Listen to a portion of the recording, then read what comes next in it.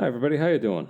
I'm Paps, a rising VTuber and an artist, and today we're going to be working a little bit on the second page. So we started the line art last time a little bit. Yeah, we actually have a...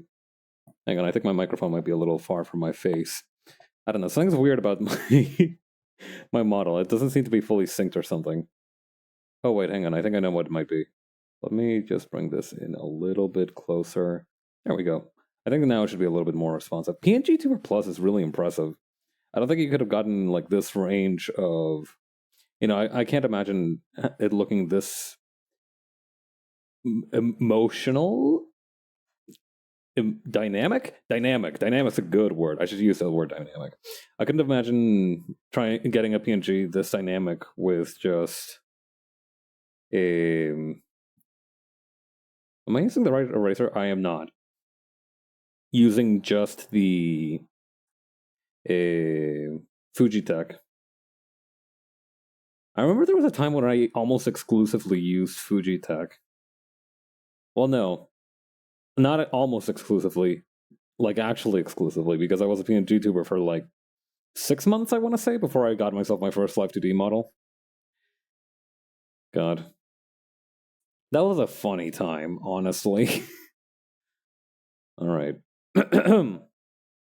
That being said, the idea for the...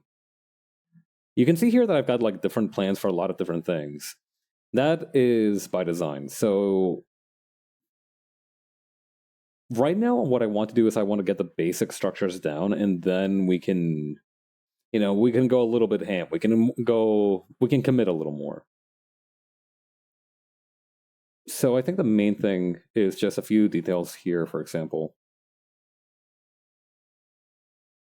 Drawing backgrounds to me is a very technical process and not one that I would say I enjoy very much. I think it's very rare that somebody enjoys doing backgrounds, but I think there is a sort of craft to it that needs to be appreciated. There is a sort of...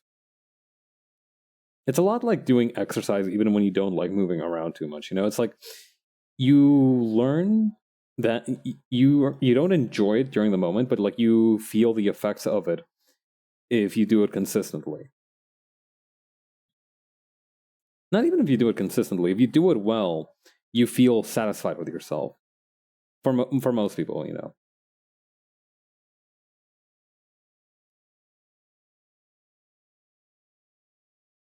Then over here, this is supposed to be like a power generator, so I'm not sure how wise it is to have it like smooshed right up against the tent, but I'm sure it's fine. A ratio can probably deal. Also, I just noticed that I'm not using like a true black for the pen, which is a good thing I caught now, because otherwise it might be very problematic in the future.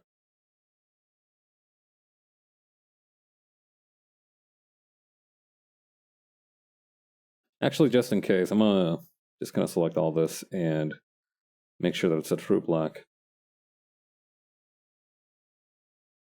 I think these are still slightly off. Yeah, look at that. This one? Screw it. I'll just grab all of them. Yeah, I think I've got... No, hang on. These guys are still outstanding. There we go. All right, now we got them all.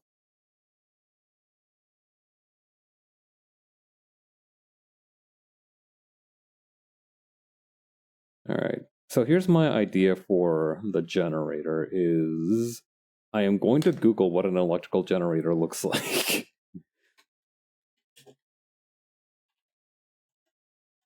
For tent. Okay, tent electrical generator. Ooh. Oh, they have tents for electrical generators. Check this thing out. That's kind of cool. I like that. And it's very practical as well. That being said, it's not quite exactly what we're looking for. This is closer to what I had in mind. This sort of thing.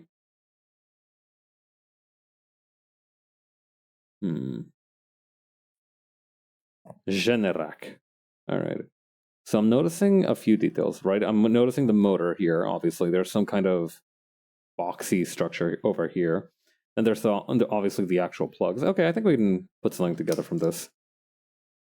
I think the main thing that I noticed is the fact that, okay, first of all, this part here is a little bit low, so I'm just gonna go ahead and fix that right here, right now.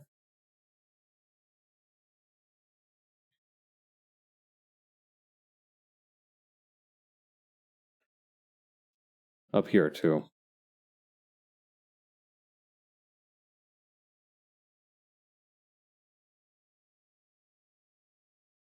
Copy and paste that. Copy and paste that.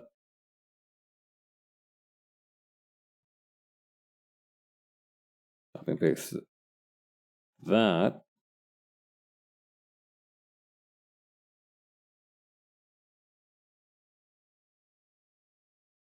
There we go. Yeah.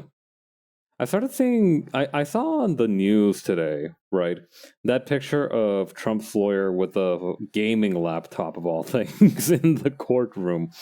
All right, now here's my question for you. Obviously, bringing gaming laptop to the courtroom, red flag. Obviously, I think we can agree. Yes, correct. All right. Now here's my question. I think there are some very clear, if you kind of like, if during your trial for treason or fraud or whatever the hell's going on, right? Whatever he's been charged with, your felony, whatever, your eyes kind of drift toward your lawyer's desktop background, or like your lawyer's desktop, assuming they don't have any documents open, or maybe they're just getting set up and they've stepped out to grab some coffee real quick before the trial. What would be like the biggest green flag game that they could have installed on their desktop computer that would make you think, okay, I am in good hands? I mean, the Ace Attorney trilogy, I think, would be a good one. Maybe. I don't. I think that mainly works if your client isn't guilty. But, all right, maybe the Ace Attorney trilogy. Like red flag games, League of Legends, and Valorant for me, I think. If my lawyer is playing League of Legends consistently enough to have it installed in their work gaming laptop, I'm going to be concerned. I'm not going to lie, I will be somewhat worried. What other games would be like a green flag, I wonder? I don't know, that's hard to say, right? Because besides Ace Attorney, I can't think of any games that scream to me, whoever plays this would be a good lawyer. Because the thing is, being a lawyer is about being very meticulous and having I don't know, actually. I'm not a lawyer, so I don't know what qualities make up being a good lawyer. But I imagine that you want somebody that's fairly meticulous, that's good at keeping a lot of different rules in their head together. Dwarf Fortress, maybe. You know, that game is very infamous for like its management aspects, but I feel like at the same time excuse me. I feel like at the same time that's also a game for psychopaths. So, you know, I guess it's like a 50-50, huh? You know, 50-50, your lawyer's just kind of cracked at the Dwarf Fortress and enjoys it casually, and the other half is like, oh yeah, no, they should be the ones, they need to go to jail even faster than I do.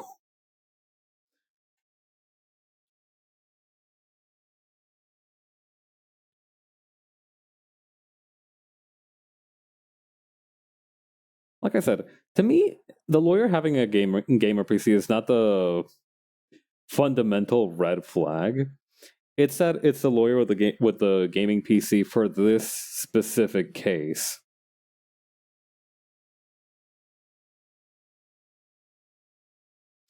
This feels like it would have been like in The Big Short if it had been produced in the current time period, which it might be. Honestly, I think given all the different nonsense that's been going on with the economy, we're due for another revamped version of The Big Short. We need to refresh that thing every few years or so.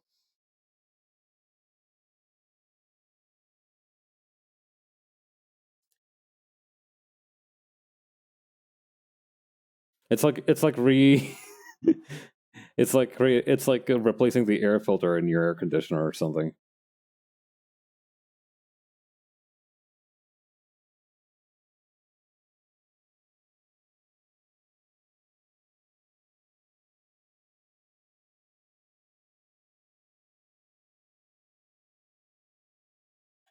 Let's see.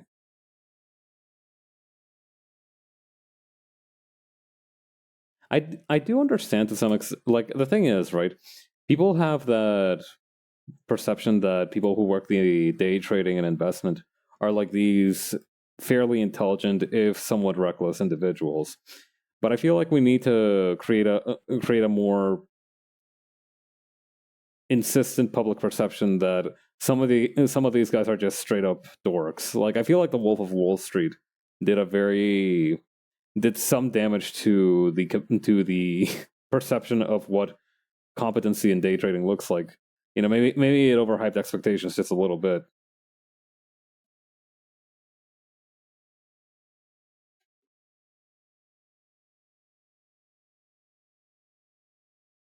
Because like you go on like the Reddit sites, right? Like you go on like r/stocks or whatever, penny stocks. I forget which one was the one that made the whole game stop stock thing happen, or like the AMC stock thing happen.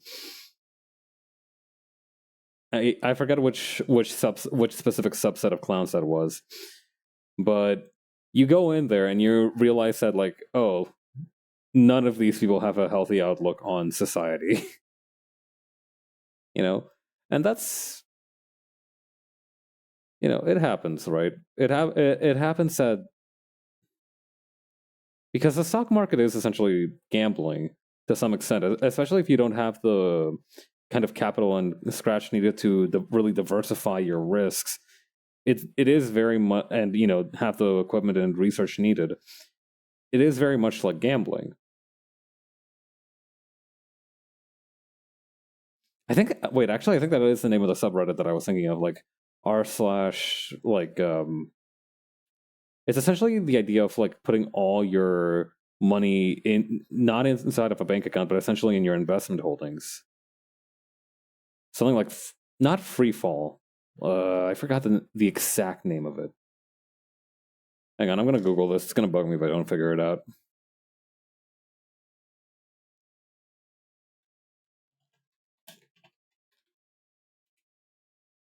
Let's see.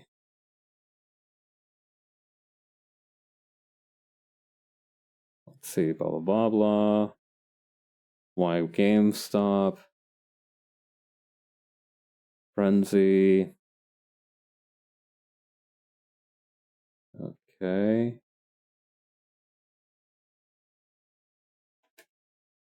Okay, I can't find the name of the subreddit in here. Hang on. Maybe if I.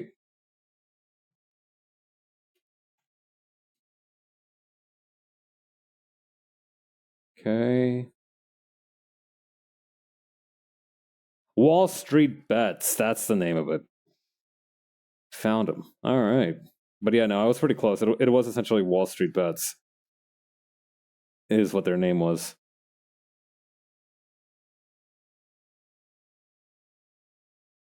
Anyway, this generator. Let's talk about the generator, huh? There's not much to say about it because it's barely even finished yet. But I think we're getting somewhere with it. You know, I think if I copy and paste this one more time around here, erase these edges right around here,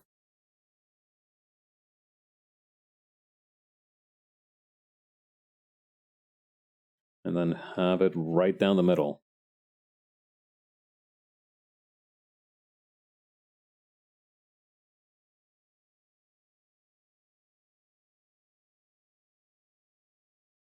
There we go.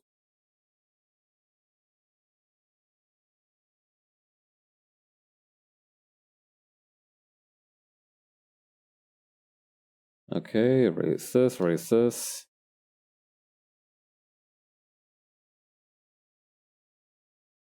Then the next part would be, hang on.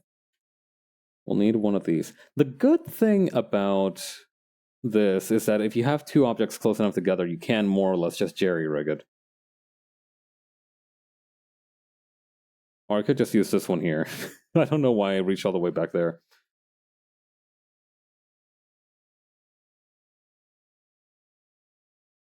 Okay.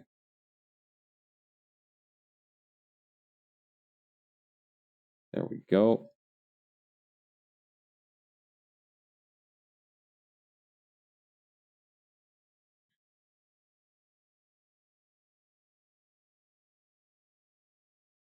Copy and paste this part here.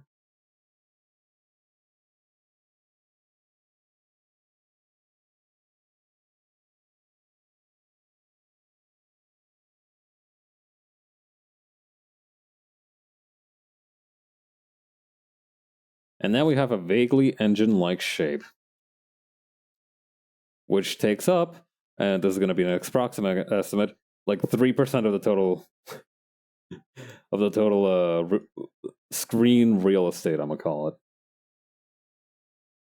I think the first time I thought of that phrase was when I was watching a gameplay video for that one game, Cruelty Squad, which looks very bad on purpose. Despite this, it is apparently a very good game. Or I don't really enjoy the gameplay or the aesthetics of Cruelty Squad. I actually enjoy the aesthetics a little bit. You know, it's something of a guilty pleasure for me. But I'm not very good at the gameplay of it. But I do really like the lore and universe of it.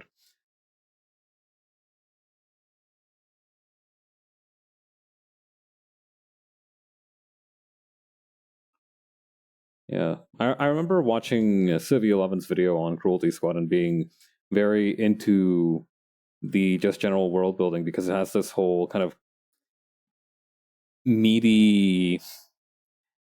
I want to describe it as like there was this book I remember that my dad had called The Gods That Failed, which was written not long after the 2008 economic crisis. And I will remember it for the rest of my life for the very striking cover it had. Because it's called The Gods That Failed because it's a critique that of the kind of financial markets that led to the whole financial crisis. And this is the cover of the book. You know, it's got this very kind of sacrificial ritual vibe. You know, lots of blood, and obviously for young paths, this is a very striking cover. But it reminds me a lot. Like Cruelty Squad is a lot like this, but also like imagine if also the hang on. How do I make this crunchy? How do I make this like really? Yeah, let me turn up the contrast and brightness.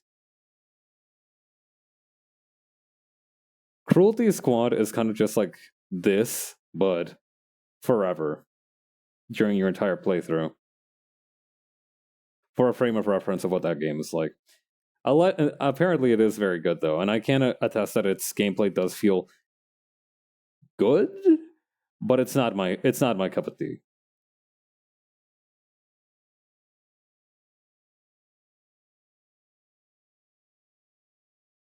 There we go. Okay, now what we're gonna do is also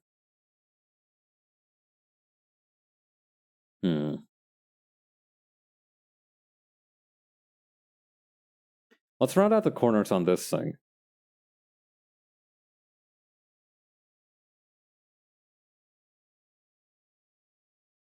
I don't know how to sand them down though. I guess this will do.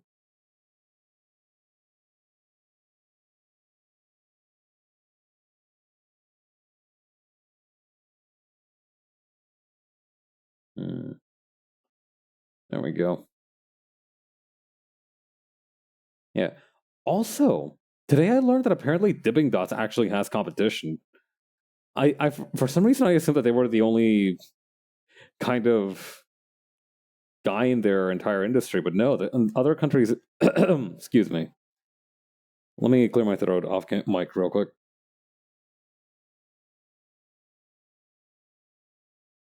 But yeah, apparently Dippin' Dots isn't the only company on earth that does that kind of like freeze-dried beet ice cream, which was news to me. I assumed that that was kind of like their whole niche.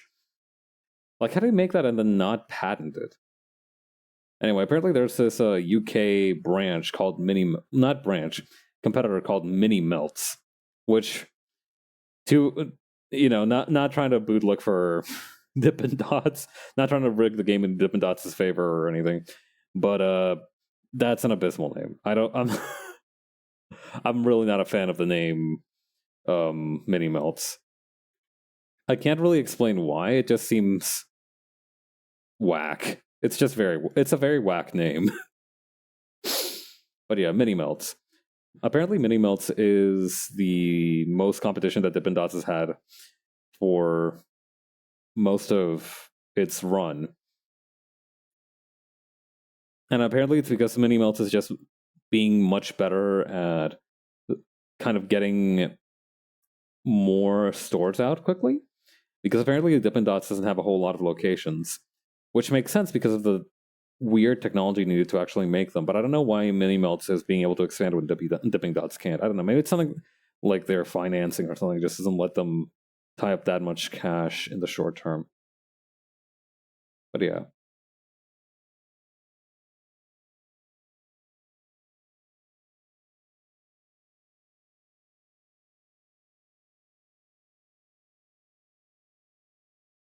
There we go. And over here too.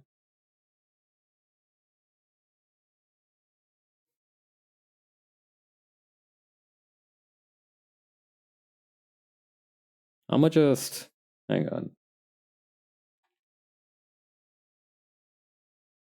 I'm just gonna copy and paste this square right here forever. And now this is a strat. Once you have a few squares in place, then you can get this thing exponential. Unless you go up like that, in which case, say bye-bye to exponential squares. I don't know. I do wish the object selection tool was a little less finicky, but the problem is if it's... Maybe I just need to get better at adjusting the settings of the object tool, because I feel like at the current point, it's a little bit finicky sometimes, and it makes me lose progress on things that I've selected, which is less than ideal, for what I hope are obvious reasons.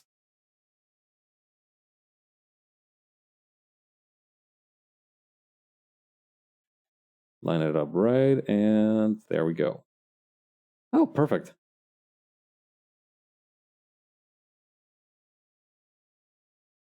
And what the hell? Let's have like triangles maybe on this side here.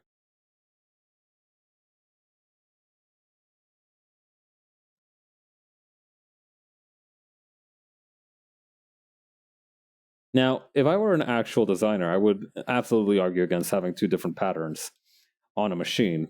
But hear me out. None of this is real.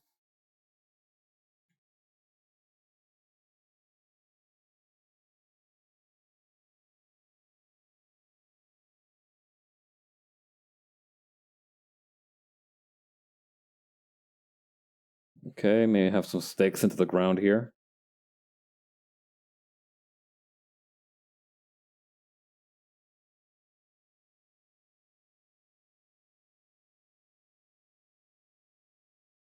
And may have a little bit of a hook here for the top part.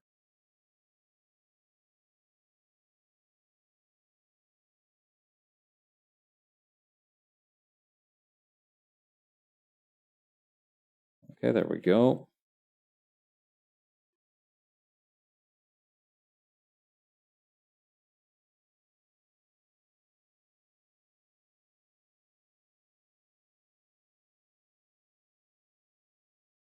Okay.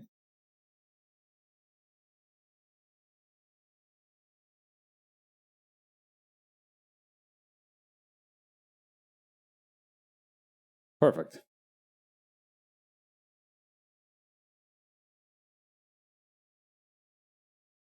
Then maybe another stake right here.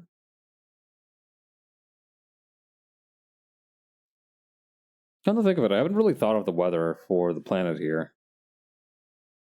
It seems to be just a generally large temperate zone, so I don't think there's much to worry about in that regard. Man, that's why I keep hoping we find more planets that are habitable like Earth, just to know how lucky we got rolling the existential gotcha, so to speak. Because what if, we can go across other planets and it turns out that that Earth is the only one that has like multiple biomes? Which, is kind of what sci-fi is like already, but like how would that actually affect life on the planet?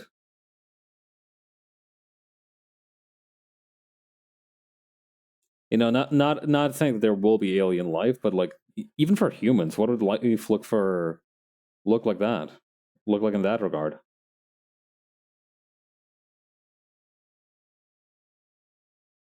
I feel like that's interesting to think about.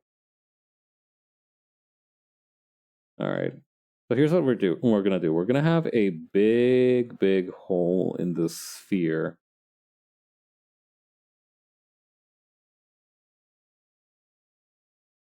And I'm going to actually I'm gonna do this on a separate layer. I'm gonna do this on a separate layer, then I can spherize it a little bit.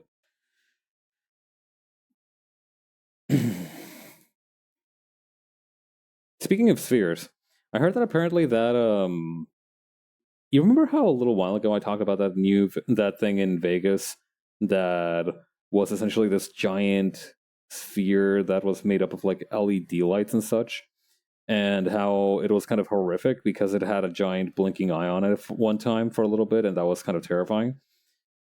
It turns out that it's had its first proper event. It was a U2 concert, which apparently had what I didn't realize about the sphere is that it's not just showing the images outside, it's also got lights inside as well. It's got a massive screen on the inside too, and apparently they used that a lot. And that honestly did make it grow on me a little bit. I'm not gonna lie, the fact that it had like TVs on the inside as well did make it grow on me a little bit conceptually.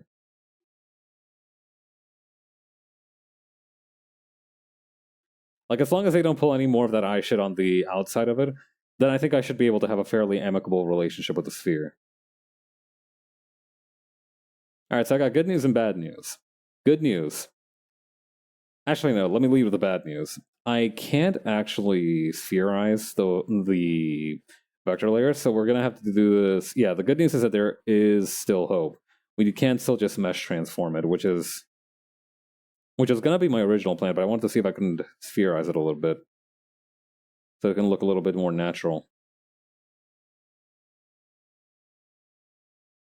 And to be perfectly fair to the sphere filter, the spherification filter, nothing about this is natural. So, fair enough for boycotting this, I suppose.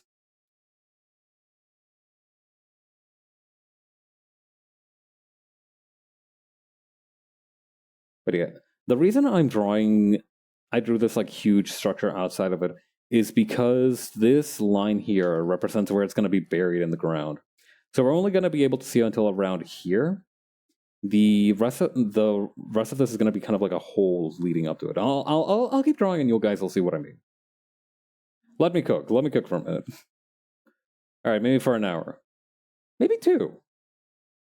Listen, this is less so a minute meal and more so a long, almost like, what was that one machine called that lets you boil water? Souffle? No, it's not souffle. Boiling water machine. It's not a kettle, obviously.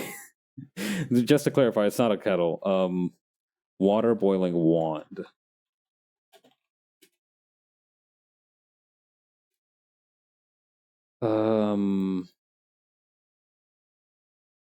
It's not this thing. It's not that thing. What?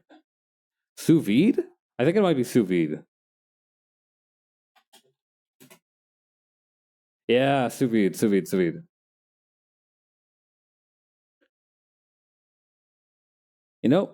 I've always wanted to try sous vides. It never.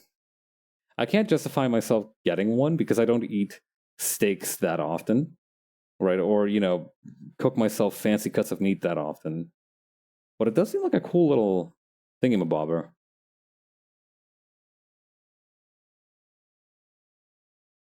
Right? Like I can see the value in it.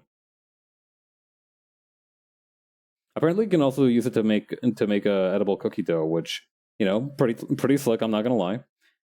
Also very nice. I don't know. I don't think the cookie dough that I make tastes good once it's baked. I can't imagine. I've never eaten it as a thing. I've never eaten my own cookie dough. So I wouldn't be able to say, yeah, no, I don't think it tastes that good because I haven't eaten it earnestly on account of the fear of salmonella, as is rightful. So it's a little bit of a debacle for myself.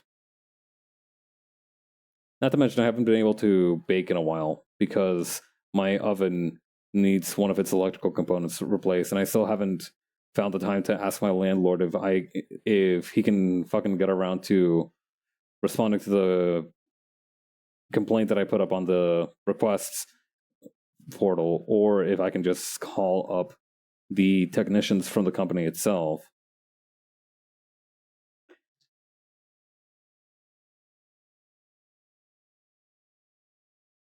Alright, I'm going to duplicate this layer real quick. Just so I don't need to worry about... Yeah, there we go. Okay. So here's what we'll do. We have this big hole here, and then we have this more well-defined, but nevertheless man-made? That doesn't sound right.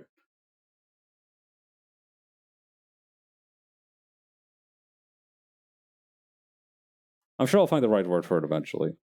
But yeah, one hole that was that's there on purpose, and one hole that's there for fun. Let's put it that way.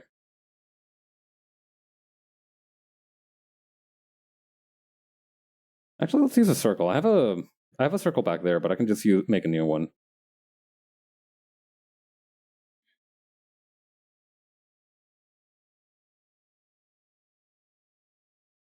There we go, right around here, I want to say.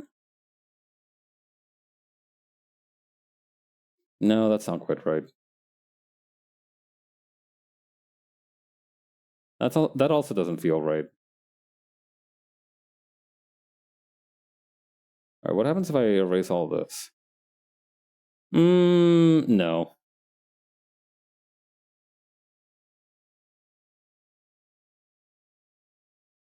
Screw it. Freehanding it.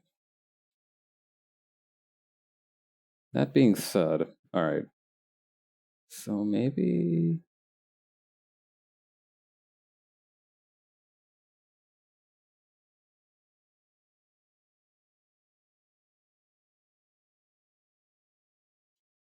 Okay.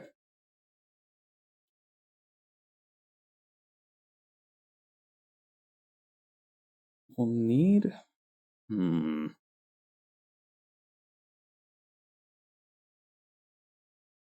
Alright, we'll use that as a basis for the time being, and also have one on this side.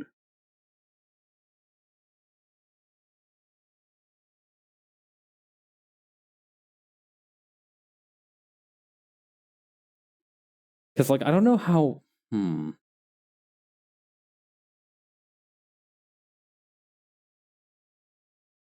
God, whenever I have too many lines on screen, I'm worried that I'm going to lose a thread.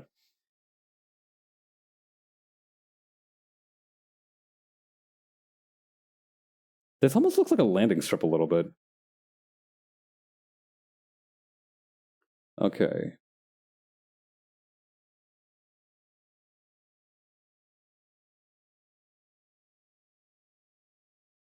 I also don't know much about, like, archaeological dig sites is the thing. So I might be goofing on this a little bit.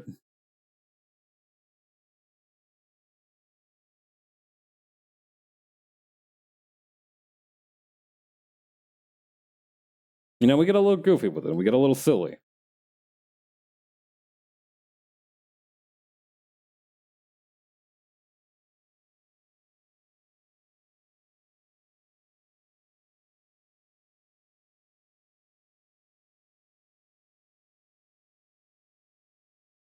Okay, maybe a little further along.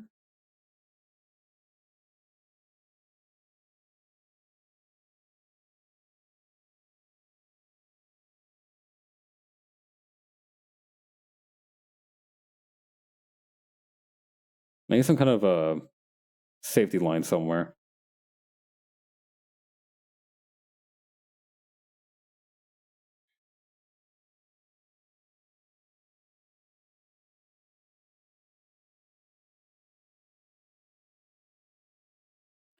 I feel like I should learn more about, like, establishing a larger camp, because I feel like those are going to show up a lot at some point. I don't know. Whenever I think about whether or not I know how to draw something, like really understand like the logistics behind it, I'm like, I don't know this. Am I gonna need it? But then the thing is, I imagine all these scenarios where I might need it. I'm like, oh yeah, I might need it. Like for example, okay, I'm drawing this one camp here, right?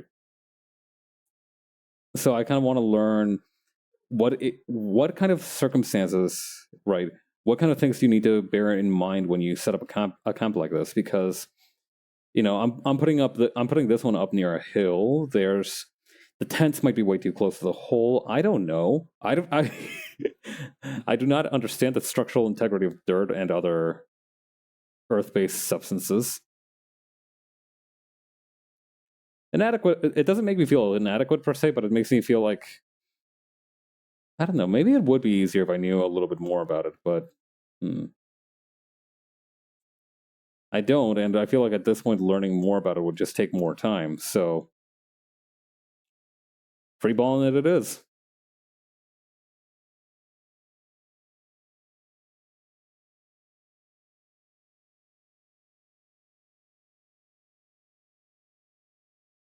Okay, there we go. Whenever there's like a big circle like this, it reminds me a little bit of like the slow explosion effect from Akira. And Akira explosion.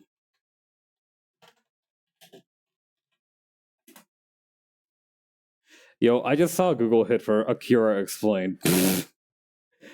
Yeah, this thing. It's a very impactful image, isn't it?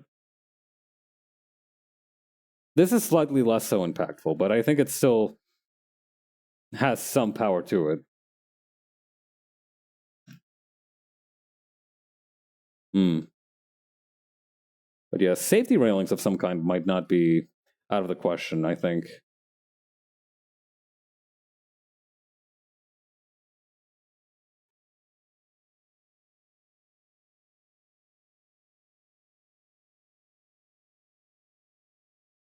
Maybe fence posts here and there.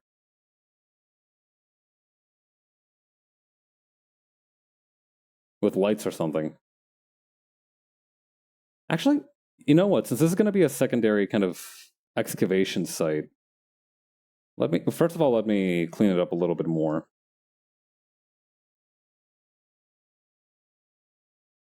But we can essentially lower the wall here as well.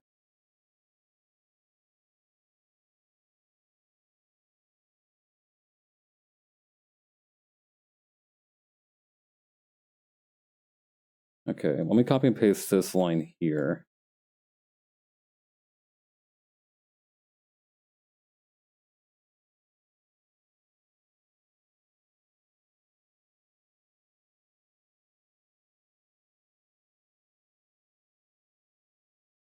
Maybe if we have it kind of pitch forward like this. Yeah, okay. Hang on.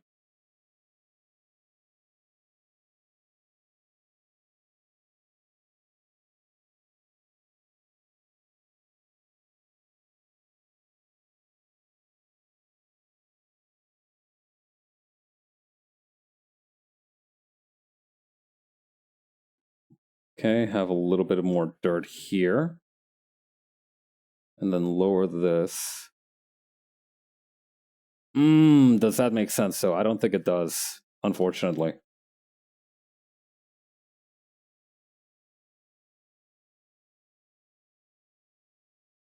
Okay, let's just keep going for a minute here.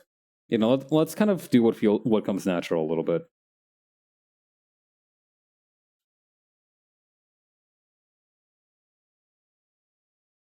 Okay, I can't think of any. Okay, let's work on this building here, for example. This one is also supposed to be a ruin. Let me pull up a reference of those like cliffside societies or civilizations. Civilization. There we go. This is the one that I referenced, I'm pretty sure. What else we got? What else we got? Oh, yeah, check this out. These are those super rich houses that are built on the side of a cliff. You could not get my... what was the technical term for fear of heights? I forgot. Fear of heights. Acrophobia. Right. Yeah, you could not get my acrophobic ass up there. I don't know. My acrophobia is weird. I get nervous. I get very nervous. It's also very small. Did you see that? Look at this. It's like, what is it? What is even this opening at the bottom for? So you can pee off the side into the ocean? I mean, don't get me wrong. That'll probably like be at least kind of good for the environment, but I don't I don't think that's a good idea. Put some safety railings on that beast or something. And just one what is that even, a Porsche? I don't know cars. Oh, the trees are very pretty in this picture.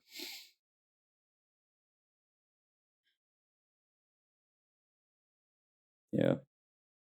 Earlier I was talking about the big sphere in Las Vegas.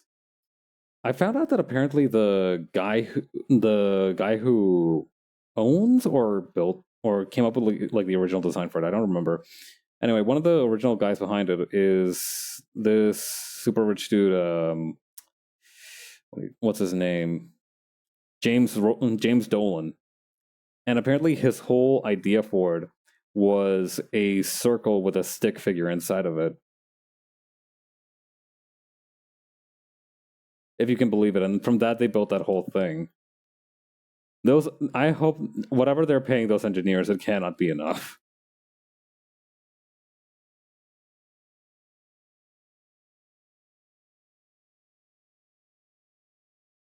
Anyway, right.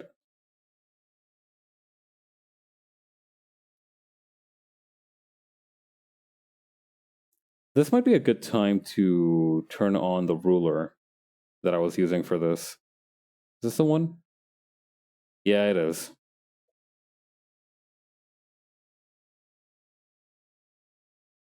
Mm-hmm. Okay.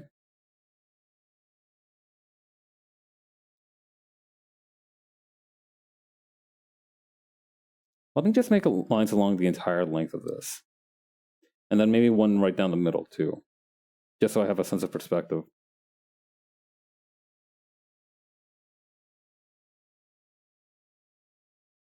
Make one here, too.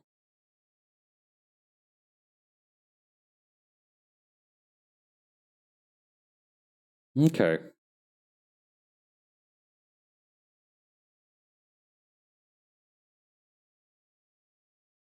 Okay, get rid of these.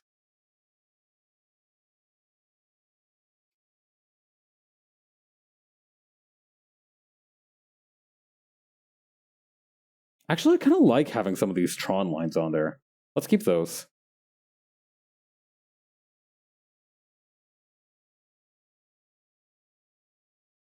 And you know what else would be kind of cool? To have this have a little, like, cigarette. Is that the word for,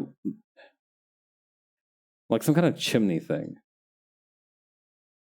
You know, having it just be perfectly flat is a bit boring. Mm.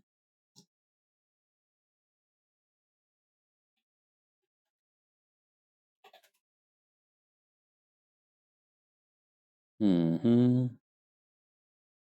I mean, hmm.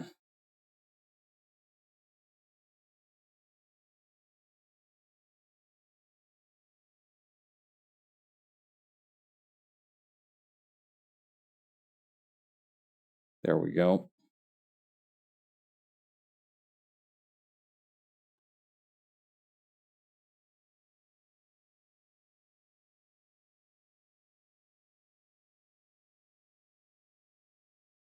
Okay.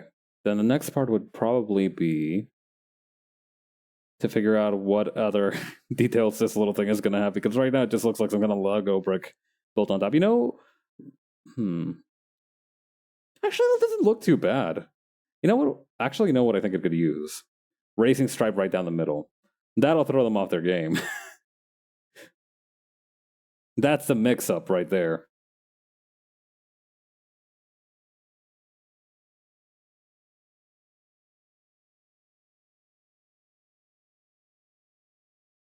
There we go.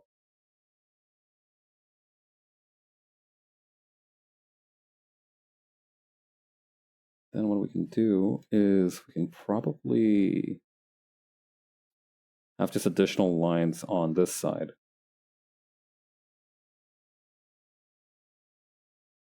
Although putting this one down the middle will probably be useful.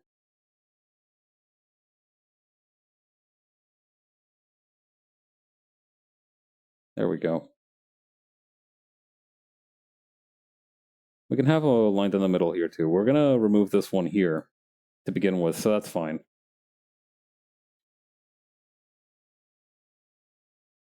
Let me do some shoulder mobilities, stretches.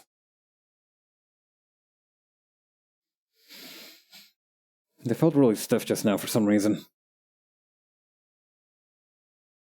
Okay, that should be good for the greebling on this building, so we can turn off the ruler for a second.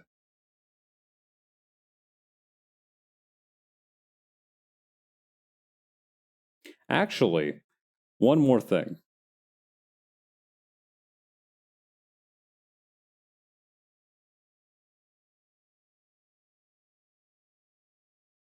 Okay, then we can just have this here, and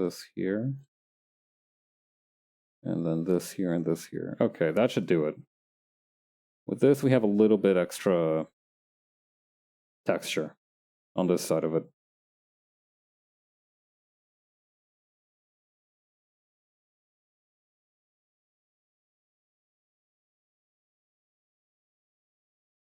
Okay, now the idea behind this one was to have a doorway similar to the one here, where it's got a slightly,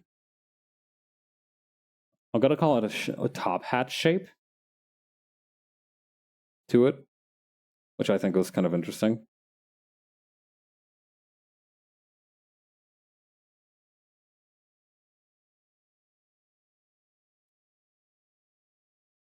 And then we can just cover it in dirt a little bit more.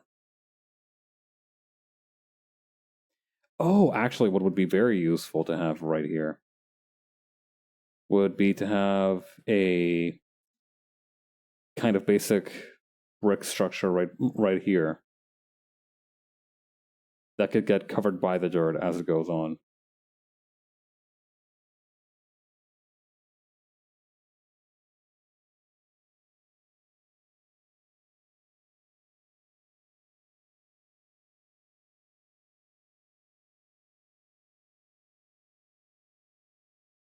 There we go.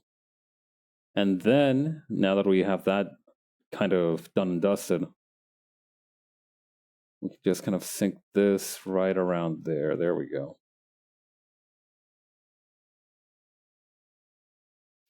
And that's actually perfect because it also leads into the camp, like so. Wait, no, this is supposed to also be a hole. All right, hang on. We can fix this.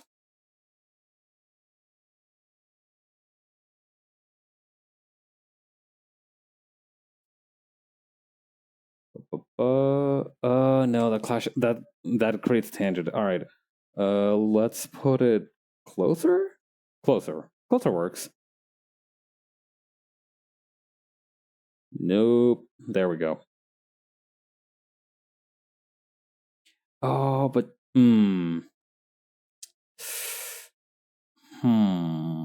Actually, that works as well. I'm gonna say that works as well. Let's do this then.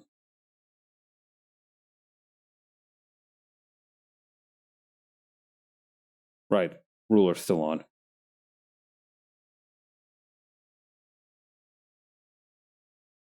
Okay.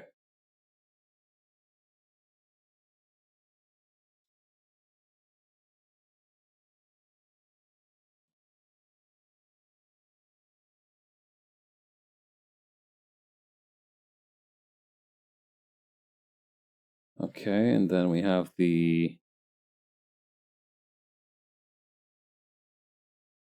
Yeah, like that.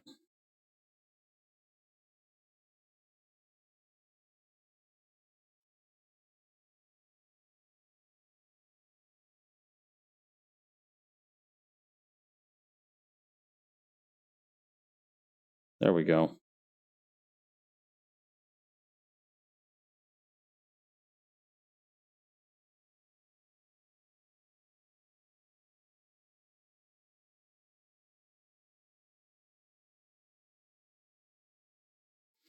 At some point, I'm probably gonna regret making all the fence posts here just be like black sticks, but that day hasn't come yet.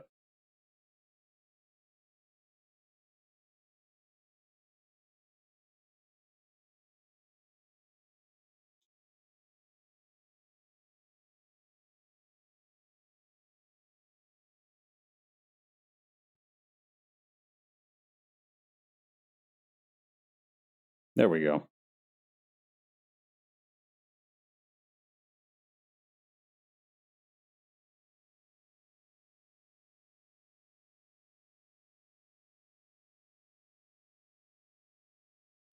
Okay. We can probably use some texture for paving right here to save us some major trouble. So I'm not going to bother making textures for that. For the house, I'm calling this a house. It's probably not a house. It's probably some kind of closer to like some kind of station. That's going to be a bit more difficult. What if I just kind of superimpose what's here onto the house? Would that might work. That might work. Hang on.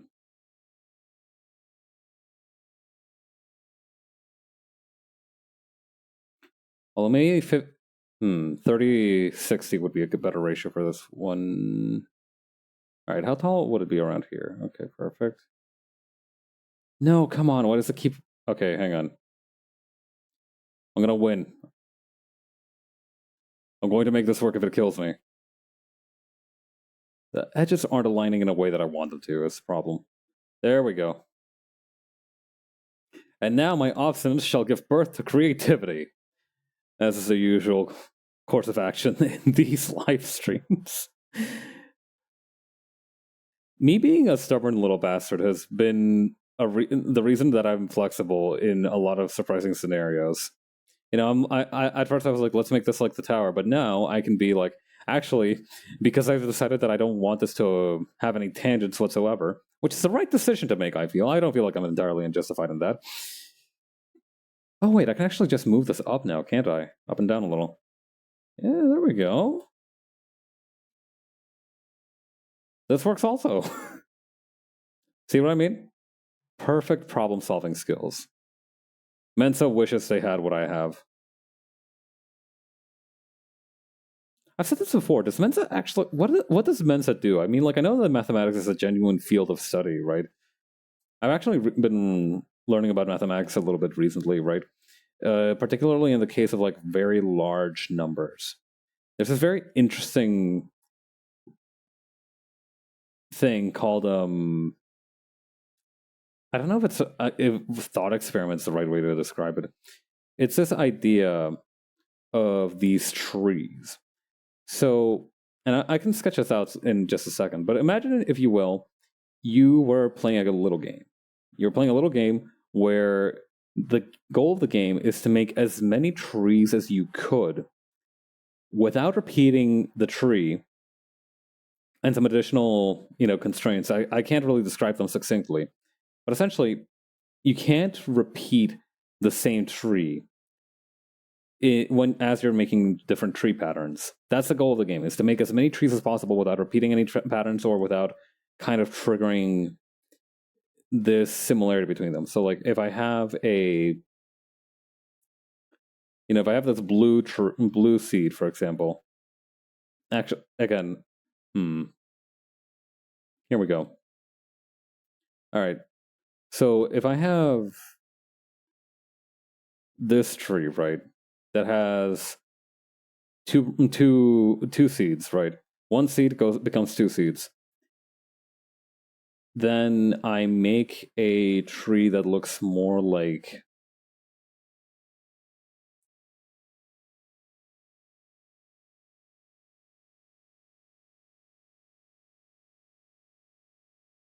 like this tree and this tree and this tree would be considered very similar. Would be, that'd be the end of the game because there's still like this blue link here. I think that's how it worked at least. Anyway, there are a bunch of different constraints in place. None of them particularly fun. But basically, the different styles of the game could be played as follows. You could either... The idea is that every single time you make a new tree, you get to make one more... I'm trying to like organize my thoughts. Hang on. So for each new tree you make, you can make one additional branch. So tree 1 can have a maximum of 2 branches. Then tree 3 can have a maximum of 3 branches, and so on. And a very interesting thing happens with this game is that if you are, it varies a lot, the number of total outcomes you have, based on how many quote-unquote seeds you're working with. So earlier I used a red and a blue seed, but you can also introduce more seeds than that. You can have 3 seeds, 4 seeds, 5 seeds, what have you. And it turns out, so one type of seed, you can only make a maximum of 1 combination, right? You can have 1 tree that sprouts into its own offspring, end of game. So with 2 seeds, though, now you can get a little spicier. That gives you a total of, I think, 2 or 3 total combinations, which is still very low, but it's more than tree 1. And then there's tree 3. And for some reason, something very funny happens when you get to tree 3. The number of total possible combinations you can have for tree 3 is, for whatever reason, effing huge. Like, I'm talking bigger. So there's this number called the Googleplex. And the Googleplex's whole thing is that I think it's like if you were to write out a 0 every single, like if you were to write out all its zeros, you would like run out of space in the universe or some shit. Let me Google a Googleplex.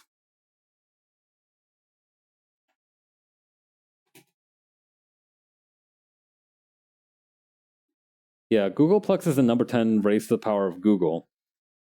Let's see, size. A typical book can be printed to 10 to the power of 6 zeros, around 400 pages with 50 lines per page and 50 zeros per line. Therefore, it requires 10 to the power of 94 such books to print all the zeros of a Googleplex. If each book had a mass of 100 grams, all of them would have a total of mass of 10 to the power of 93 kilograms. In comparison, Earth's mass is 5.972 to the power of 10 times 10 to the power of 24 kilograms.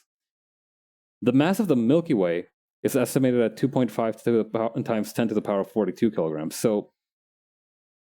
And the total mass of the observable universe is estimated at 2 times 10 to the power of 52 kilograms.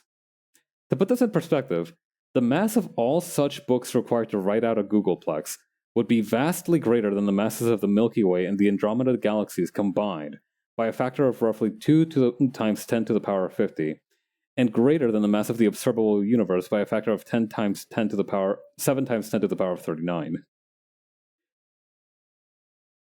To put it succinctly, it is a stupidly huge number. And I am somewhat obsessed.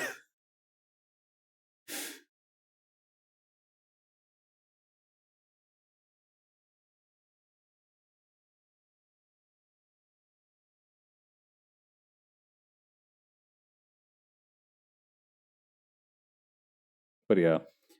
Apparently, so there's this... Okay, so the Googleplex sounds like a pretty big effing number, right? Like a very large number. Then you get to this thing called Graham's number, which is a larger number than many other large numbers, such as Skew's number and Moser's number, both of which are in turn much larger than a Googleplex. So the Googleplex is like the baseline power level for this thing. for like big numbers. As with these, it is so large that the observable universe is far too small to contain an ordinary digital representation of Graham's number. Yeah. I think the funny thing is that apparently we don't know, because the thing is, right, because none of these are fractions or particularly, none of these are fractions or like irrational numbers like pi, for example. The thing is that they do have an end. Like Graham's number, it would be difficult. Like it would be heinously difficult, but you could theoretically write out Graham's number and get to the end, unlike with pi. Yeah, we know the end of Graham's number. It ends with 5387. Those are the last four numbers of Graham's number.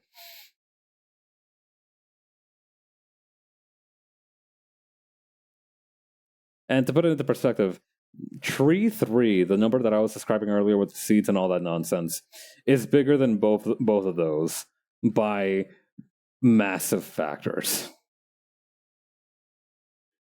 I don't know. There's something very fun about stupid huge numbers as a field of mathematics. The thing about stupid huge numbers is that you're like, oh well, that's easy. Anybody could do it. I can imagine a stupid huge number right now. 78 trillion. Check, please. But the thing is, these aren't special because they're just specially big. They're special. They're special because of the kind of, I think, not theorem, even like the logic behind them. Tree 3, like I mentioned, was technically a game that you could play. There's something wrong with this door. This doesn't feel quite right.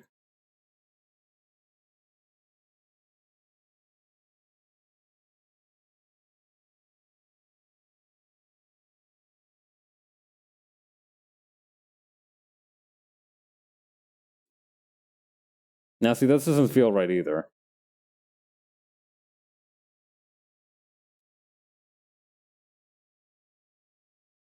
Having a non-symmetrical door seems like an interesting choice. I'm gonna do it.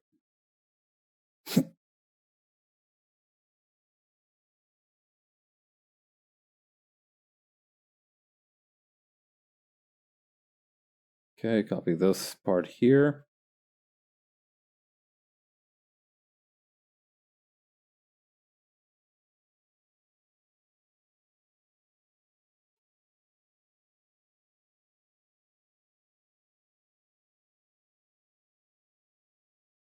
I can just do that for the rest of this border too. Why not?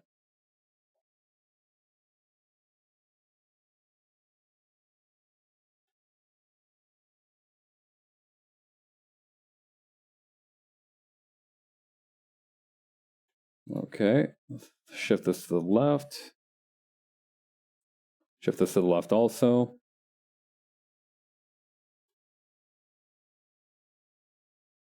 Grab another one of these, put them here. Voila. This is why working with vector lines makes backgrounds a lot more bearable. CSP has a lot of different functions for background building as well. Like the rule that I made is using a 3D model, which is very useful in these sorts of scenarios. I don't know, I'm just always tickled when something that is very difficult doesn't need to be nearly as difficult as was originally conceived. Big fan of when that happens. It's very lucky for me.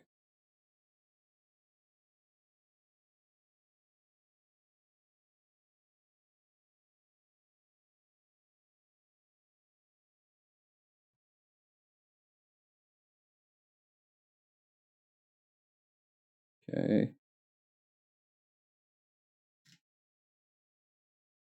Then the next part is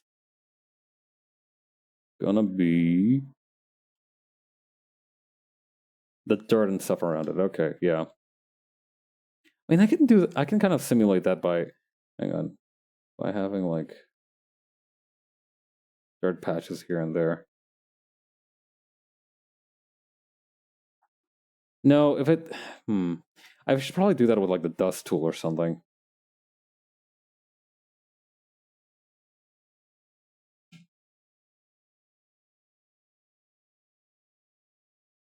Hang on, what was it? What is it? Dig sites have like flags on there somewhere, right?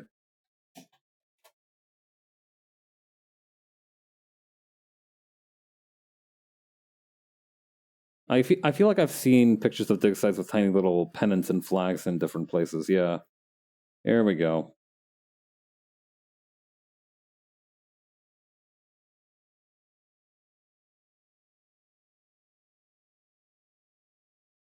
Like check this one out. This is kind of what I had in mind.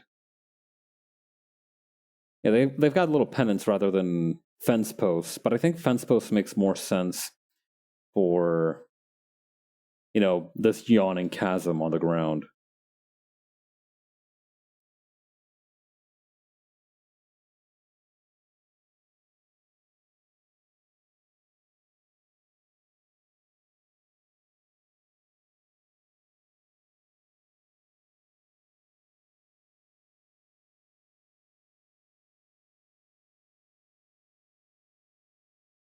Actually, you know what? No,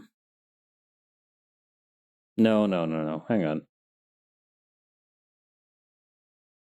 Where could we put little flags and pennants? I kind of want the little. I kind of want the little things now.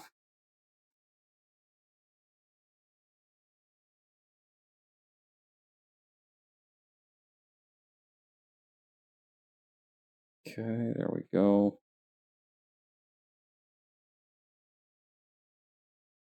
Ooh, I kind of want to make like tire tracks too, leading into the big sphere.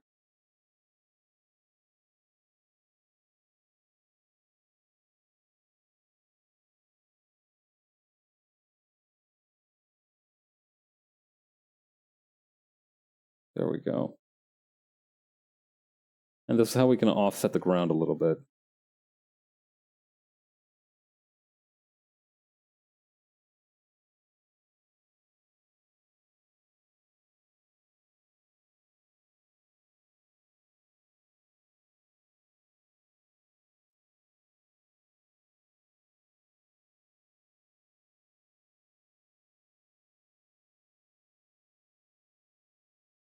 Then the next part is gonna be.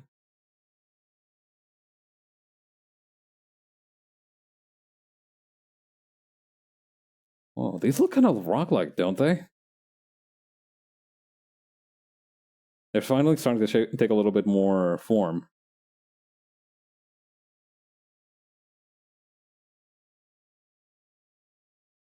Let me lower this part here.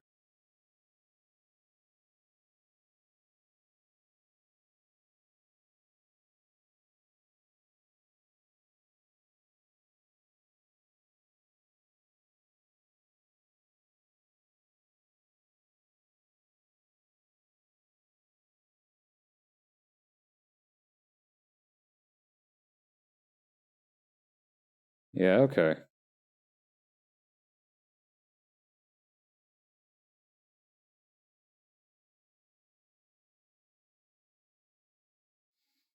Okay, then moving on.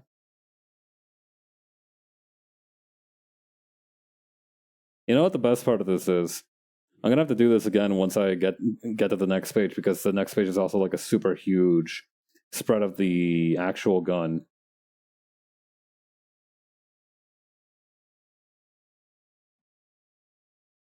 Well, so it goes.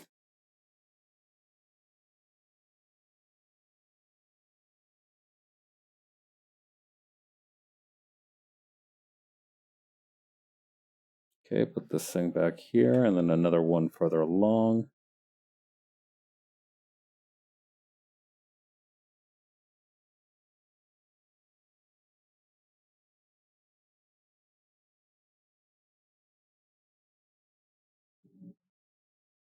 There has to be like a tire track brush in the asset store, right? Ain't no way nobody's thought of that. I cannot have been the first fool to have this problem. I certainly won't be the last.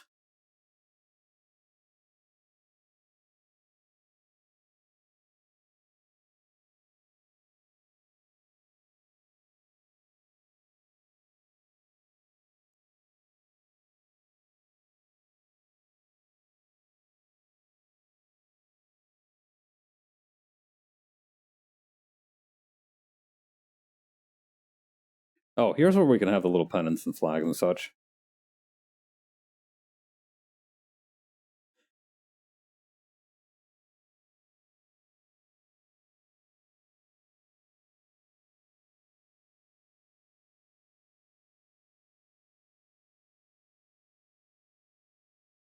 Is Hawk going to cover that up? Nah, just barely, just barely. Okay, we're good. We're still good.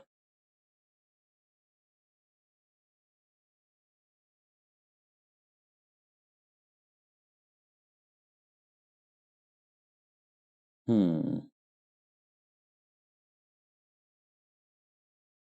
All right, we want to have this one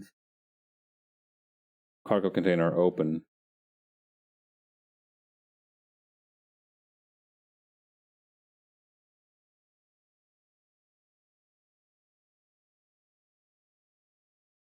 Okay, so maybe having the door be somewhere around here might be a good idea.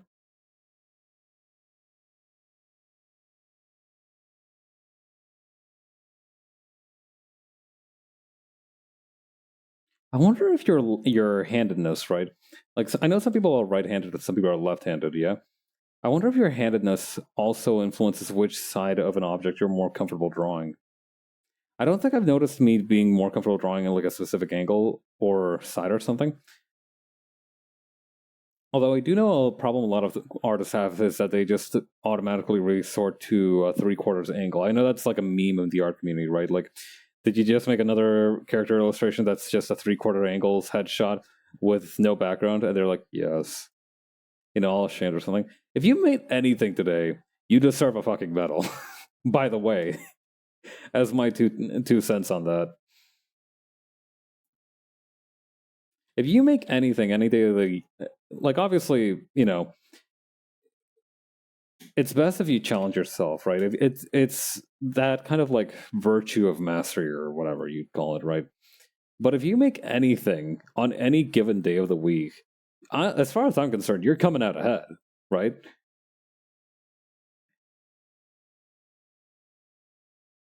Listen, making good art, or actually scratch that, making any art at all is difficult in most circumstances. So if you can pull that off on a day, even if you're not feeling your best, or even if you don't think you did too good of a job, you've done good. All right, we need a couple of extra thingies here.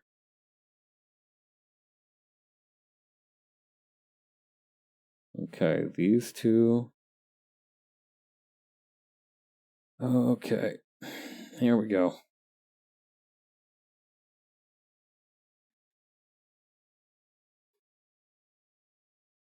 What does the top of a shipping container look like?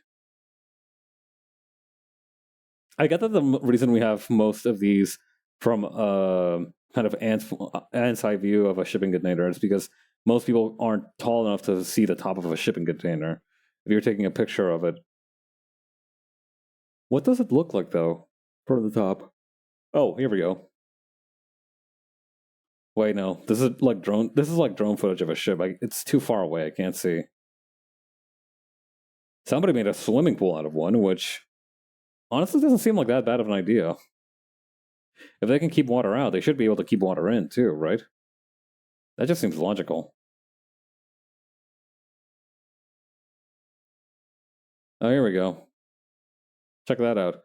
It's also got ridges, very similar to the normal form, but slightly different.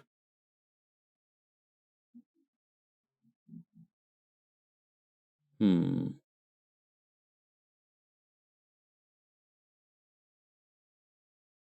Oh, right. What was I doing? Yeah, check this out. I like that they blurred out the worker's face, which is a good thing. But they have the shipping container's logo, like serial number and everything, plain for the world to see.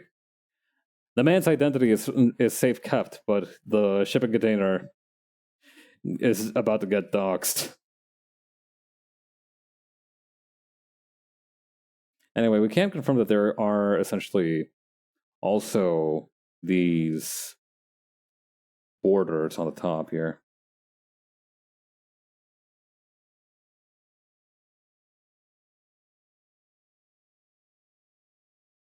There we go.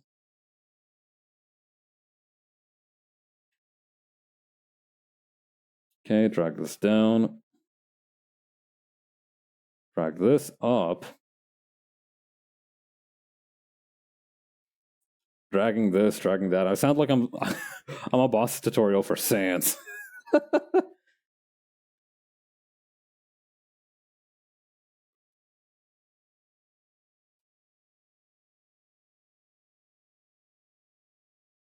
A really good name for a hobbit who is a master at roasting people would be Bilbo Dragons.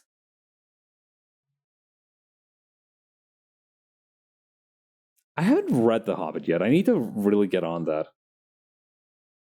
I saw like I saw a couple of the movies in theaters, but I never actually managed to finish reading the book, which is a shame because it seems very charming. I am a little bit more hesitant to pull the trigger on reading The Lord of the Rings, though.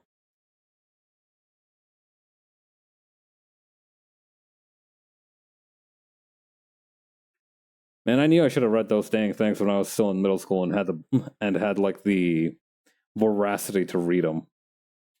Because during middle school, I was reading almost one book every week. You know, I think we've all had similar phases where we just like tear the hell up out of books. I feel like that's going to become less common over time. I don't know. Does Gen Z still have like book rampages like we used to? Are the kids having the enjoying the manic kind of predatory sensation of devouring a book in a single sitting? Do the kids get to feel that now and again? Please say yes. God, I hope they do.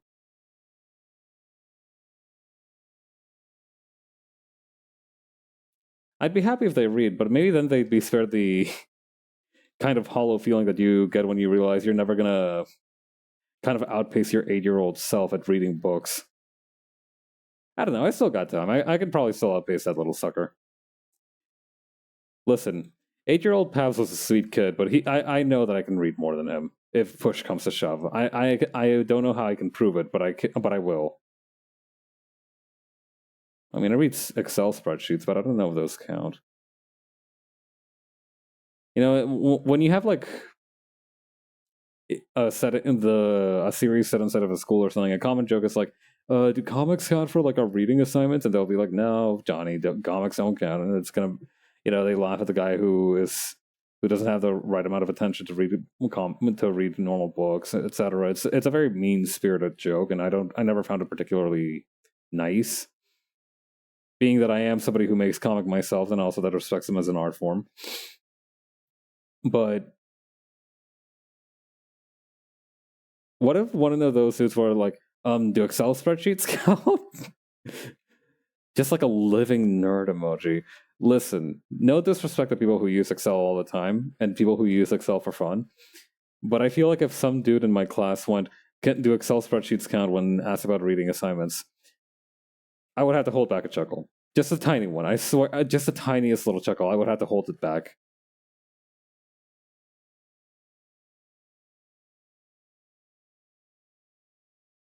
Honestly, that would be almost kind of a flex if you think about it. I don't think I would actually laugh at him hard or at all. I feel like I would just be in fear of that person. It's definitely not usual, but I don't think it's a bad thing either.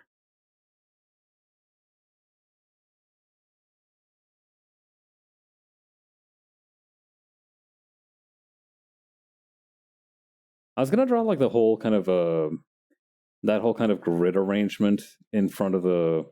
We don't need this one. Where is this? I had it, but yeah, you can see this kind of metal grid arrangement in here that's used to pull open the cargo containers. I'm just gonna put handles on there. I don't care. Not true to life. My brother in Christ, we have spaceships.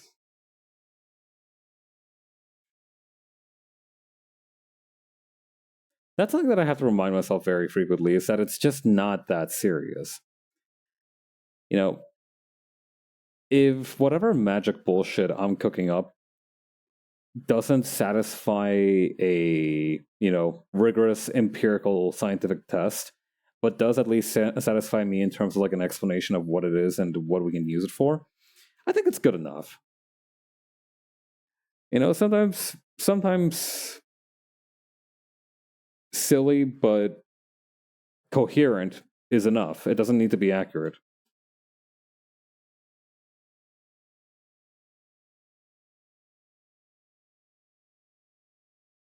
All right. Anyway, let's see here. Womp, womp.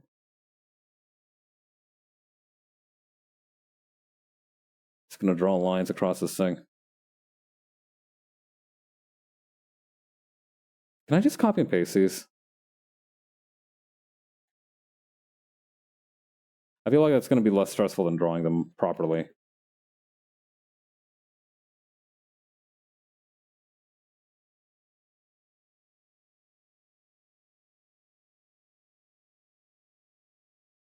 And bam. There we go. Then over here.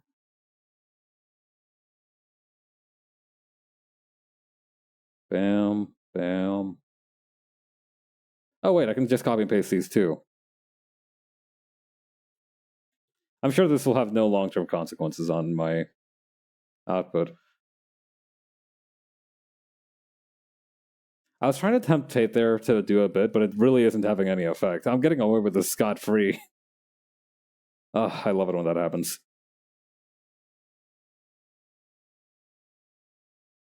I wouldn't consider myself to be an unlucky person. In fact, I'd say that my luck is rather outstanding. But it's always nice when something works out in your favor, even though you weren't expecting it. Luck has a limit. I do sincerely believe that luck is a skill like many others. I do believe that you can cultivate luck just by having like that kind of present-mindedness, and a lot of what we call luck is just being able to think on your feet and seize an opportunity. That's something that most people can do, but it takes a certain kind of I'm going to say like opportunity and mindset to take real advantage of.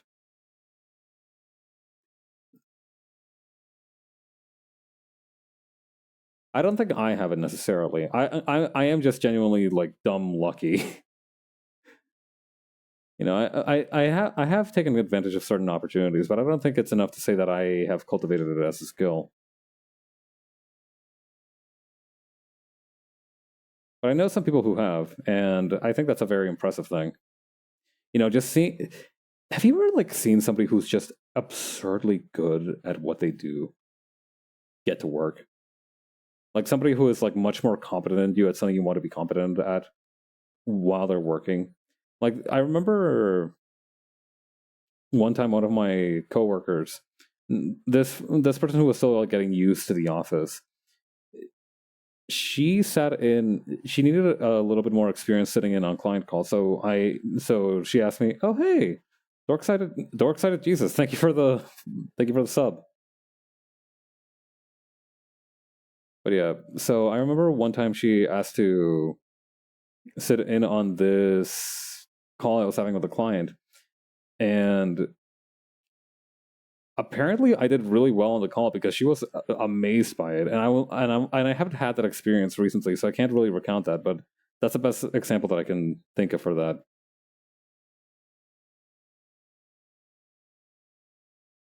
But yeah, sometimes you see somebody that think of something or consider something that you haven't, and you're like, how did your mind get so crystal clear?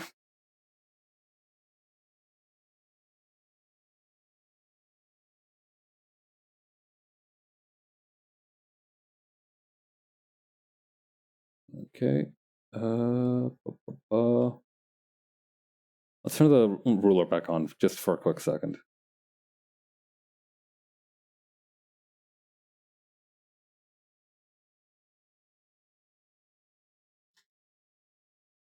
Okay, grab this. Did I copy and paste that twice? No, it was just one time. Very good.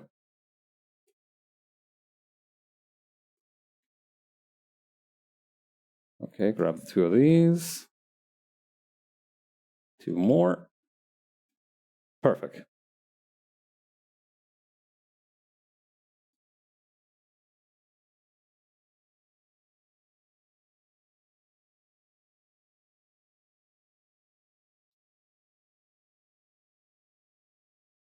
All right, drag these up. Drag these up. There we go.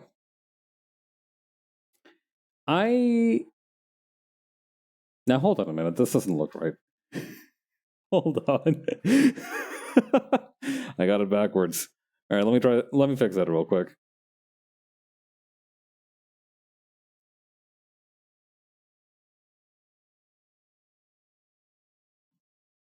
No, I think I did have an example, actually, of a situation where I was just kind of blown away by how hyper competent the other person was. It was during a 3D modeling. I tried to study 3D modeling again very recently. And, I wanted to learn how to make like actual, I make a lot of 3D, low poly 3D models, but I feel like those are, I don't know. I want to be able to make something that only I can make, right? That's the end goal for a lot of art, and that's something that I want to be able to do with 3D modeling. Is just be able to make something that I can make. I'm still very far away from that, though. I've definitely fallen off on my training. I've been slacking, unfortunately. And what was I going to say with this? Right, I was watching a video of some dude make a 3D VR chat model, right? And I saw this dude literally have a picture of the character, right? Like he just had the picture of the character like this. And he just started creating vertices over where like the different parts of the character's head would be. And that fucking terrified me. That felt like anarchy to me. But like it worked. It all came together very, very quickly, and he was just like done in like 20 minutes, and my jaw was on the floor.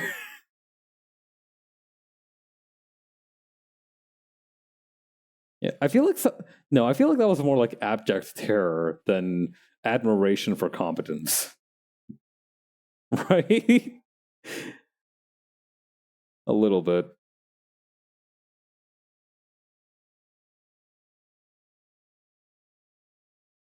Okay. Turn on the ruler here.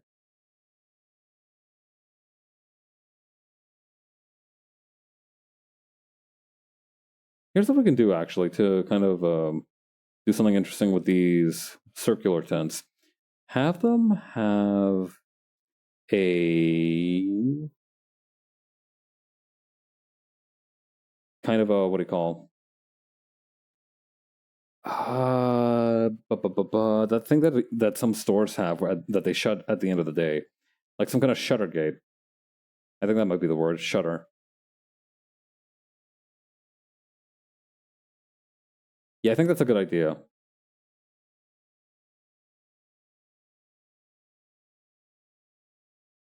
Maybe with like a door in the middle too.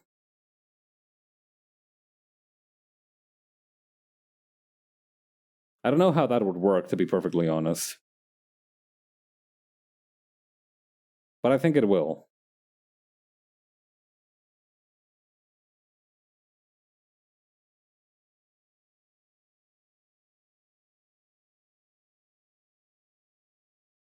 See, the thing about art is that you know that phrase that like if you do anything with enough confidence, people will believe you. People usually use that in a derisive manner, but you can apply that to art as well. Eventually, if you make enough crazy decisions, everybody will just treat it like it makes sense, and it's wonderful.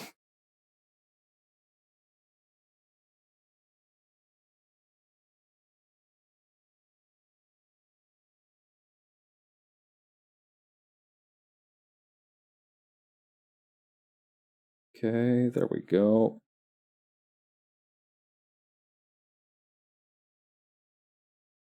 Take this, take this, take this.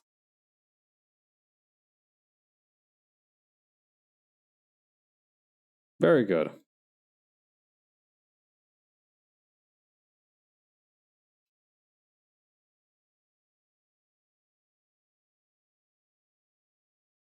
Okay, then the next part would be making the shutters on this.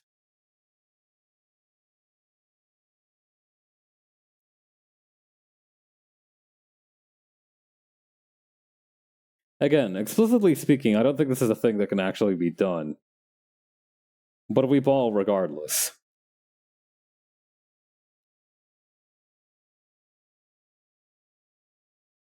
Stupid laws of physics, you made me look bad.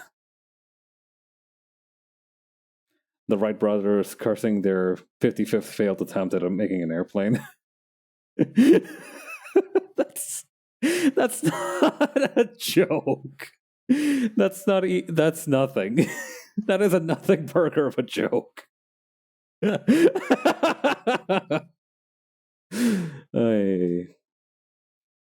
It's healthy, I think, to say things that are so profoundly stupid that even you have to kind of like take a step back and be like, hang on. It's a healthful thing. You have to do it for your own peace of mind, I think.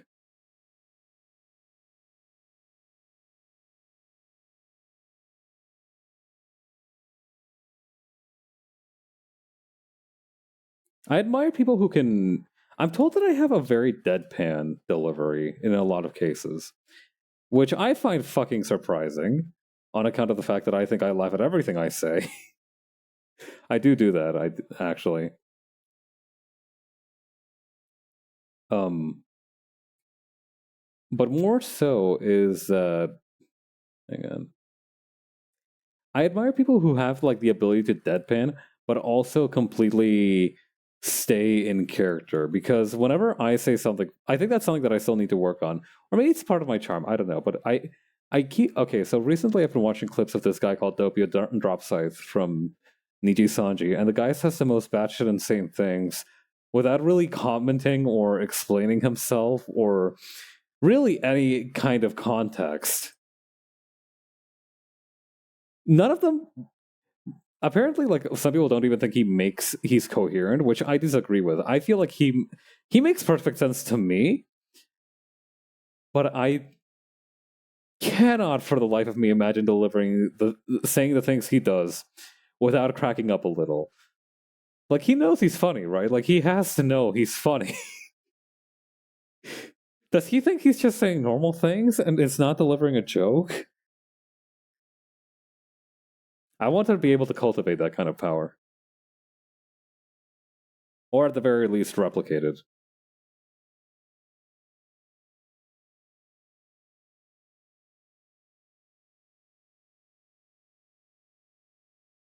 Alright, hang on. I got an idea for how to do this.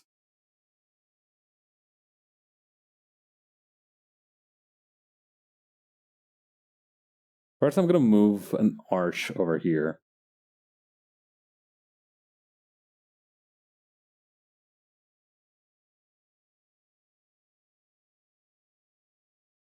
Then what I'm going to do, and this is going to be the clever part, but then what I'm going to do is I'm just going to copy and paste these. There we go. This is what I did last time as well. I'm going to feel very silly, but for the time being, let's just pretend that it isn't.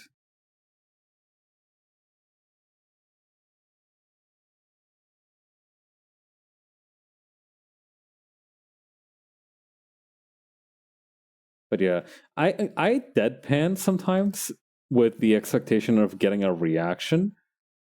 But that guy is just deadpanning because I think for the love of the game. I think that's my thing as well. I expect something of a reaction sometimes when I tell a joke. And I'm just slightly thrown off of my rhythm if there isn't any. I don't know. Maybe I think that's one of those things that only you notice, right? Like, you take a sec, you're like shocked for, not even shocked. I don't think I'm more like, I take like a moment to notice it. If this, okay, to give you an analogy of like how long it takes me to kind of process that my joke wasn't that funny. You know how like in Death Note, the main character always has those like inner monologues that take like over 4 minutes, but it's all happening kind of at the speed of thought with these two, with Light and Kira. So it's all just kind of simultaneous. You know, it's all kind of instantaneous, going at the speed of thought. That's kind of what it is for me. I think I notice it, and I like am surprised it didn't receive any reaction. But I'm able to very quickly recover enough that it's unless you are paying very close attention, I don't think you would be able to notice. I've been getting very good at being unbothered about that. I think that's a good thing too. If you make a lot of jokes, you're gonna need to be able to. Well, one thing, you need to learn when to put them away, which is something that I did do. And two, you need to be able to kind of roll with it if they don't land.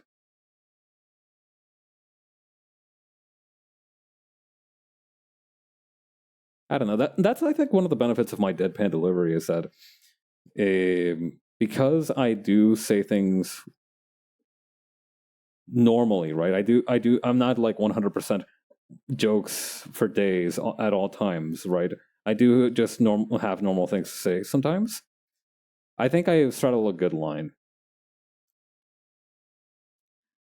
Not quite at the jester's privilege level, but also not quite at the let's not take this guy seriously anymore level.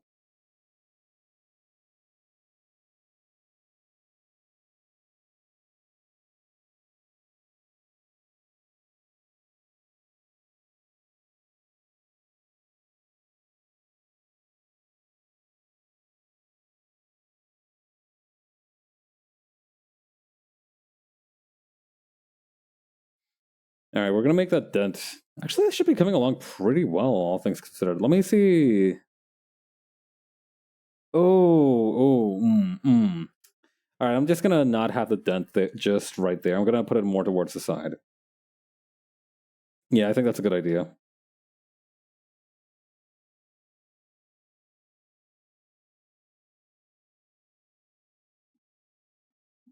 As for this thing here, all right, actually, first, I'm going to make a small excavator right here. Maybe a forklift?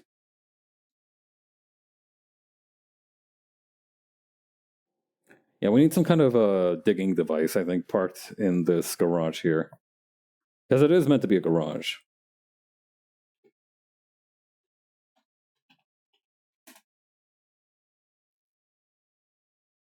All right, let's see here.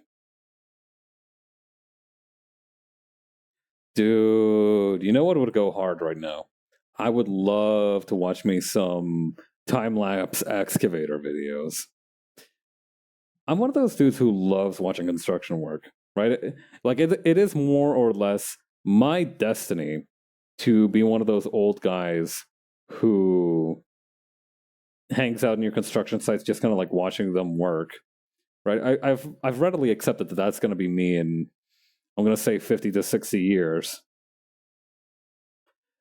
Assuming that in the meantime I'm not killed for my insolence or anything. But oh my god! One time I watched this dude who was working at a bakery set to like fast-paced techno music. I felt like I was watching Coco Melon for people who pay taxes.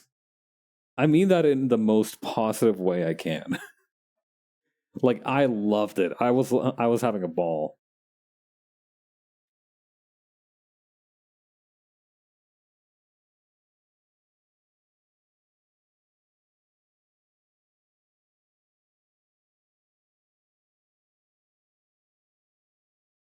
There we go.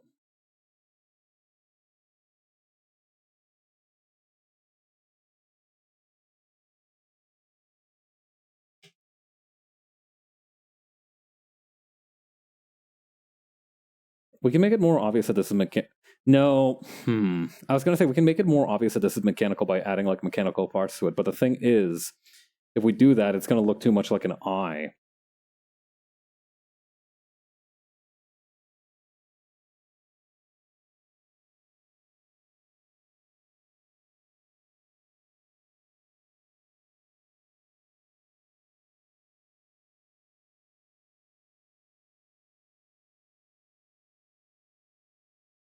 Actually, this is fine.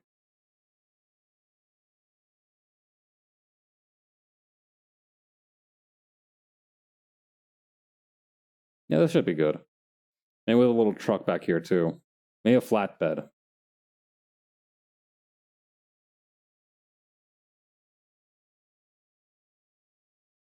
We should probably use a ruler for this. Dude. I bet driving one of those tiny little Japanese flatbed trucks would go crazy.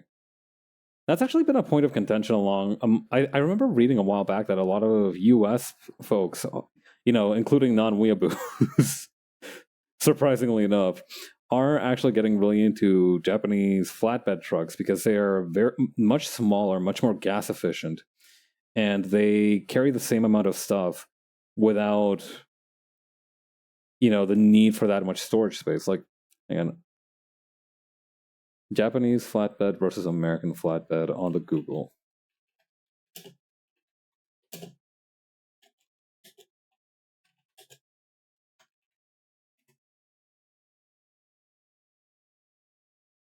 Okay, hang on.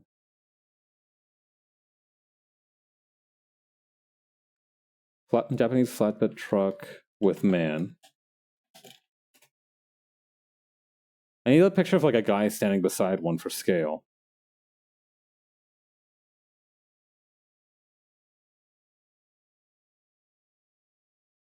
Oh, here we go. Is this that guy from the Trailer Park Boys? He looks like that. He looks like him. Flatbed truck with man.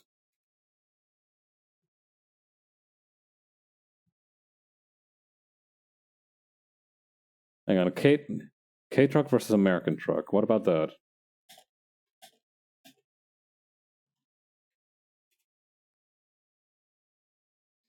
Oh, here we go. This is the diagram that I was thinking of. Yeah, so compare the Subaru Sambar here, which has more, from what I understand, almost the exact same amount of space in the back to the Ford F-150 here, right? It's kind of fascinating seeing the divergent evolution of the vehicle. But yeah, I bet driving in one of the tiny trucks must feel incredible. I'm a big fan of when things should be big but aren't, including trucks.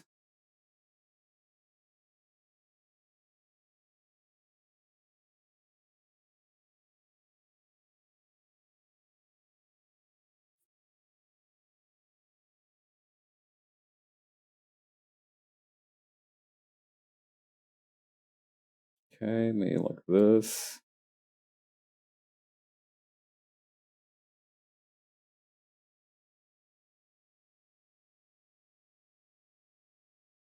Once I started being able to see the individual pixels, that's when I know I'm working at too small of a scale. That's when I'm like, all right, let's reel it in a little.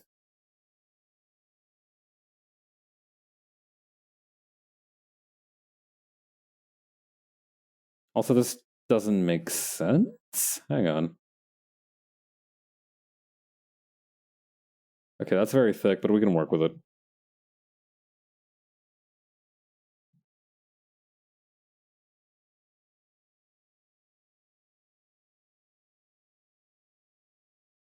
There we go. And we just gotta make this smaller.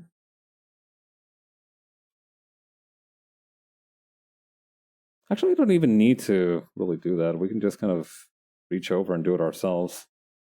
DIY that sucker.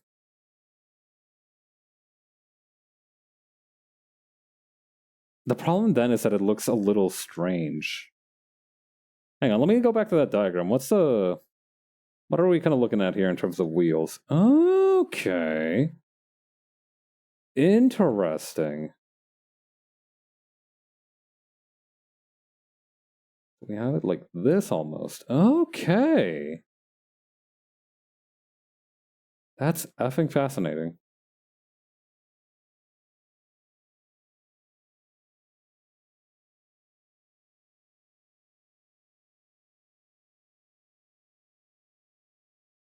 Okay, back here, and then...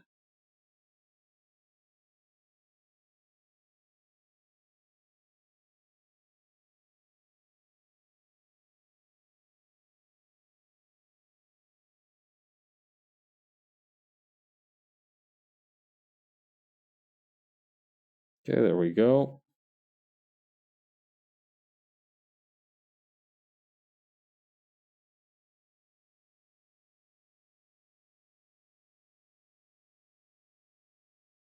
Cool. All right, then one last thing is to just have the... There we go.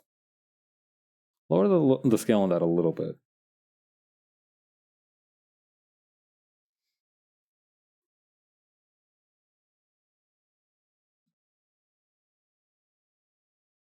Okay.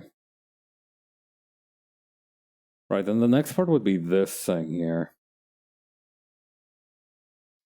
I do want there to be something there is the problem, but I don't know if I want to make it another excavation site building or if this is just gonna be maybe some kind of radio tower. Okay, hang on, that might be a good idea.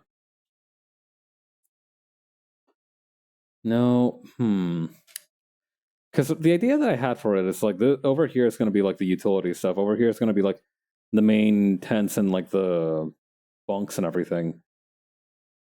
I should make this tent a little smaller, speaking of which.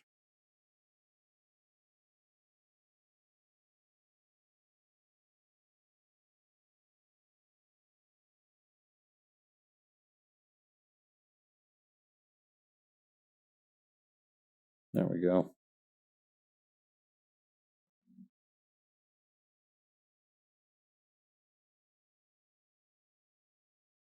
Man, I really hope this doesn't throw us a scale the whole thing.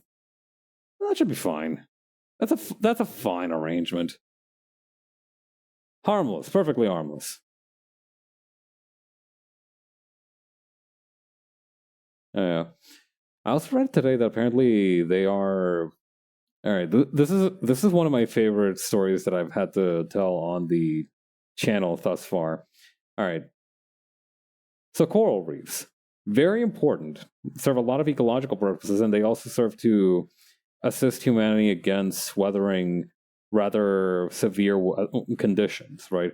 From what I understand, places with coral reefs generally get a little bit of a advantage against tropical storms and damage from water compared to places that don't have them, or that have ones that are like dead or flagging.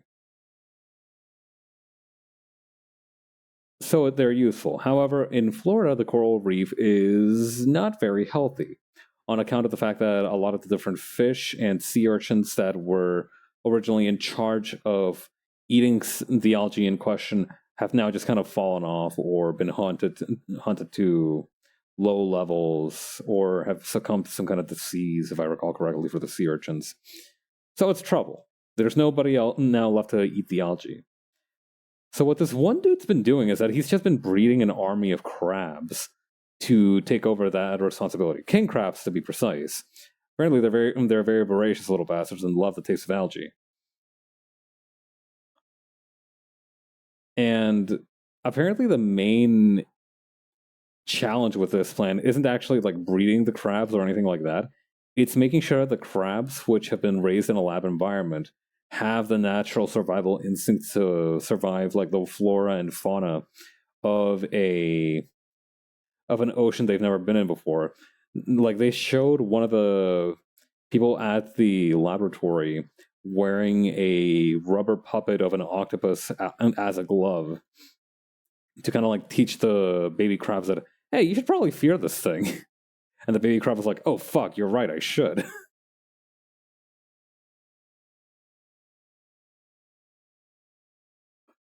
So that's my favorite bit of news. And also, I did get to see, because of that, this very, very cute, tiny picture of a crab. I don't know if I have it. Hang on, do I still have it on hand? Yes, I do. This very cute picture of a baby king crab. Look at it.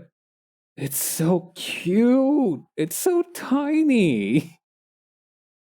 Oh, it's just precious.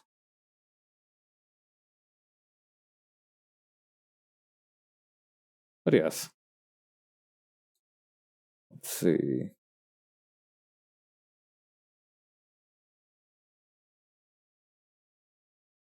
Hmm. What if we, okay, to introduce some variety into it, why don't we have it have like a cove way into it? I don't think that's what we call a cove way.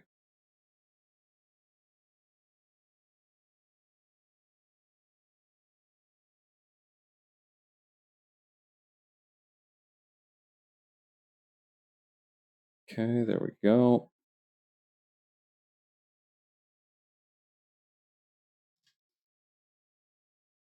Okay, copy these two.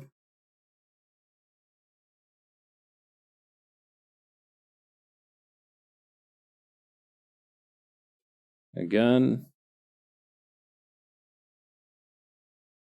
Again.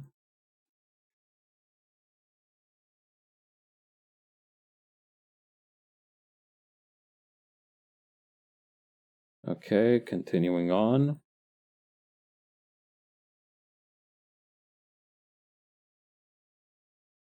Okay. And one more thing.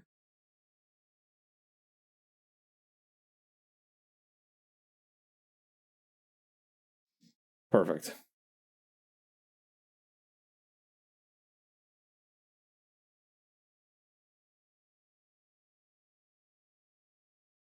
We'll get to the rest of those in just a minute. I just wanted to do something for the arch here.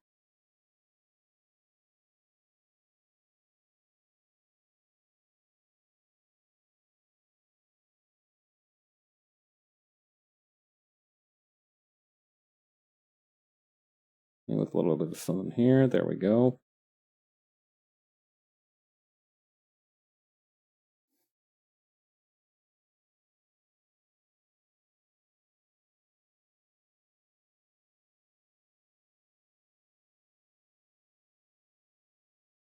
Actually, something that we can do to make this a little bit more interesting. First of all, I'm going to make these into holes, because I think that would look cool.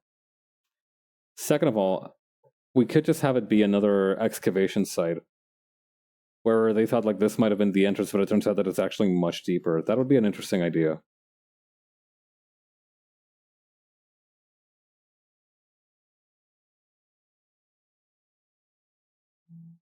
Okay, there we go.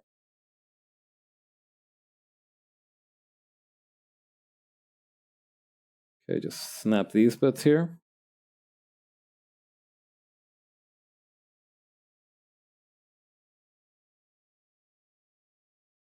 Perfect, okay. Let's just keep going like this.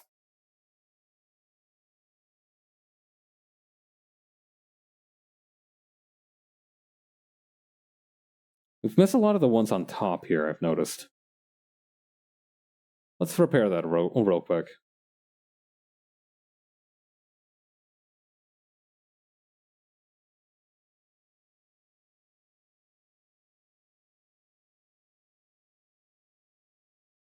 Alright, how many more of these do we have? Okay, I think it would be this, doing the excavation details for the parts right down here. And then after that, it'd be just making whatever mountain object there is here to kind of show off what the lightning gun can do.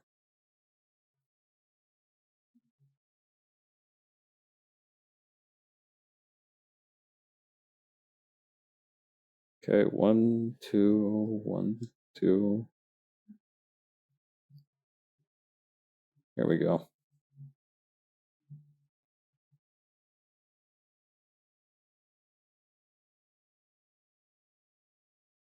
Yeah, that looks weird and off-putting. Drop it.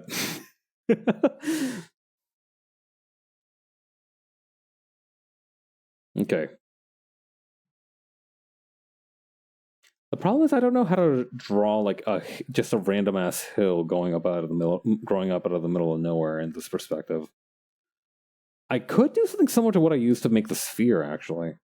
Come to think of it, that shouldn't be impossible, right? Every single time I go by the sphere, I add one more little rust mark as a treat for me. All right. So the way I made the sphere is that I made the space it would occupy first, which for this mountain hill, really, it's not going to be much of a mountain, but for this hill would be around here.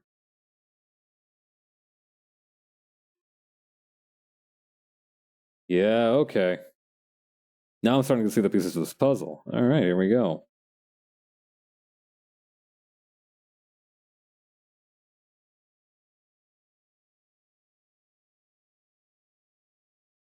Although, hang on, something that is bugging me about this.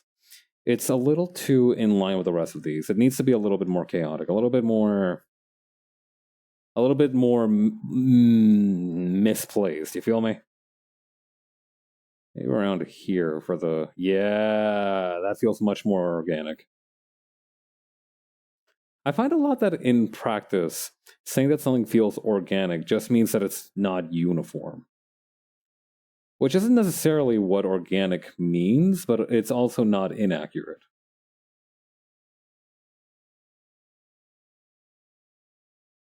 Yeah, not uniform, but in a natural way, even. That's the best way to describe it.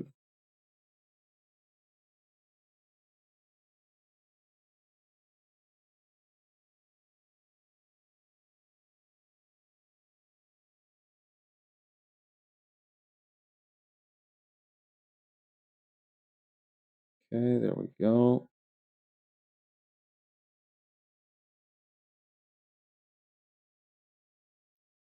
All right, I think the rest of this is going to be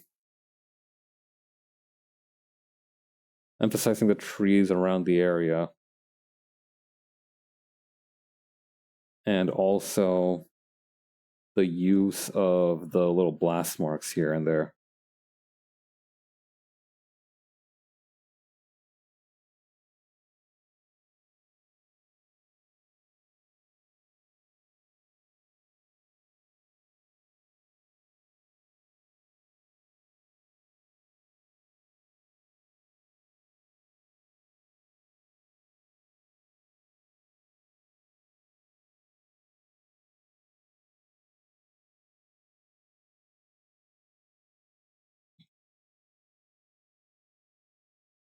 There we go.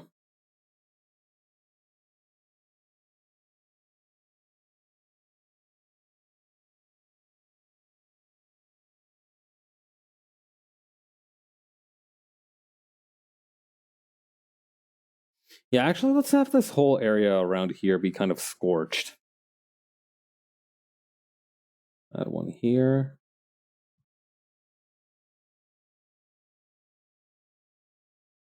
With little blasts from the lightning gun.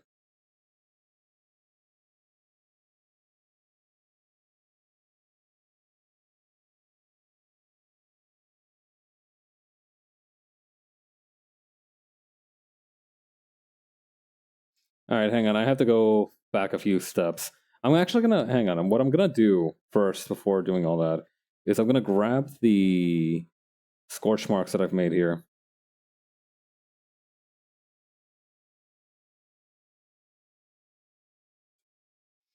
Gonna go all the way back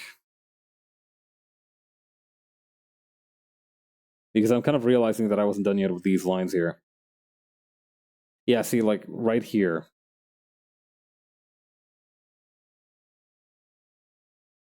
It's a good kind of just signifier for where I should be like curving the blast marks.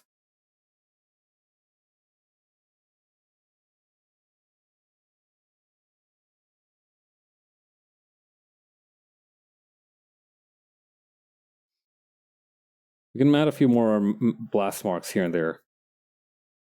I almost said the word mast blarks instead of the thing that I meant to say.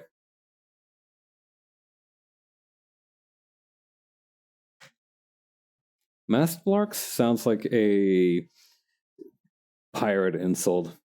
You know, in the same vein as perhaps scalawag or landlubber. All right, I'm gonna keep those lines. Okay, here's what I'm gonna do. I'm gonna make a version with and without these lines. I'm just gonna erase them on the second version so that I have them if I need them. But if I don't need them, I don't have to have them showing. Okay. I think I'm gonna after I finish this.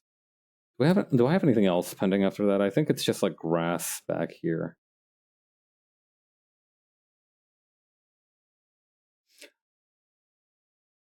And also whatever's going on back here. Okay, so a couple things pending. That's fine. I'm very fast making blast marks. Or mast blarks, as I was going to call them.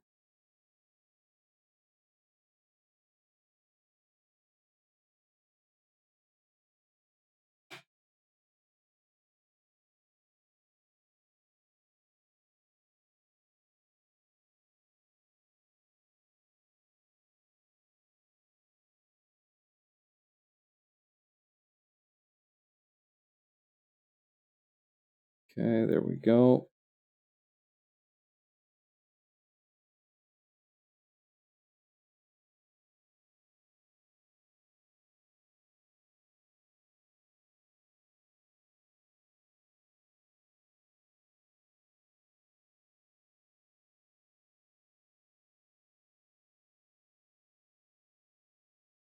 Okay, there we go.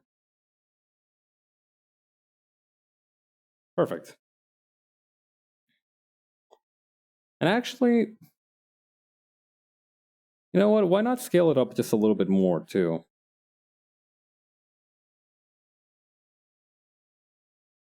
Just so that we have...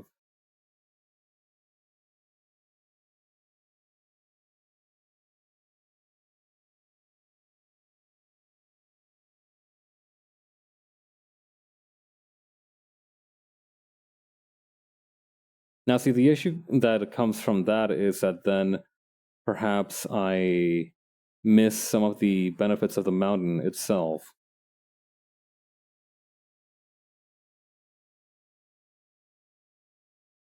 What about how it was before? What about just a little bit wider? Yeah, this works also. Hmm.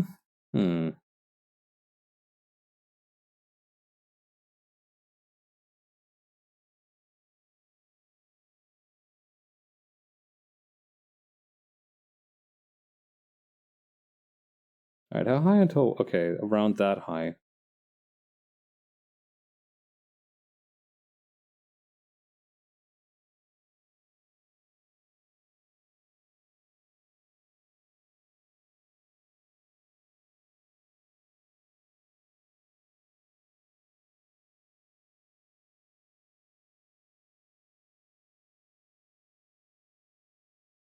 Around here?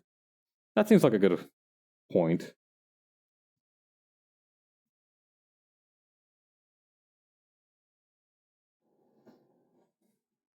How's that look with Hawk in the frame? Maybe we make Hawk smaller. And also ease up on the line width of some of these.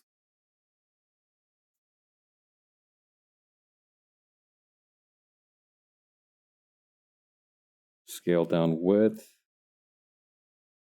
Process whole line, brush size.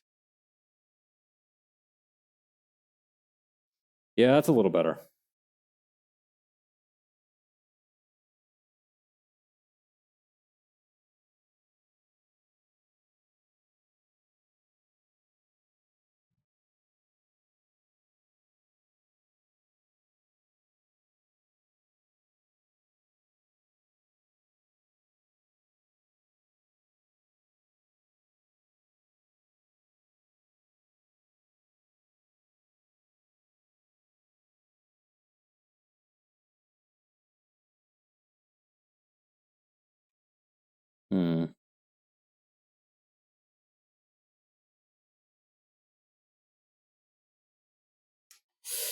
Hmm. Maybe I moved her off to the side a little more? No, then I'm missing some of the wing, and also the wing is very small there. I don't... Alright, I'm gonna sleep on this. I'm gonna be back to working on it tomorrow, so I'll be able to fix some of the stuff in there a little bit more. But I think for 2 hours of progress is not bad. Backgrounds are finicky little things, and I'm not too displeased with my progress. Alright, I'm gonna close things out tonight. Thanks to everybody who came away the stream. Have a good rest of your evenings. Bye.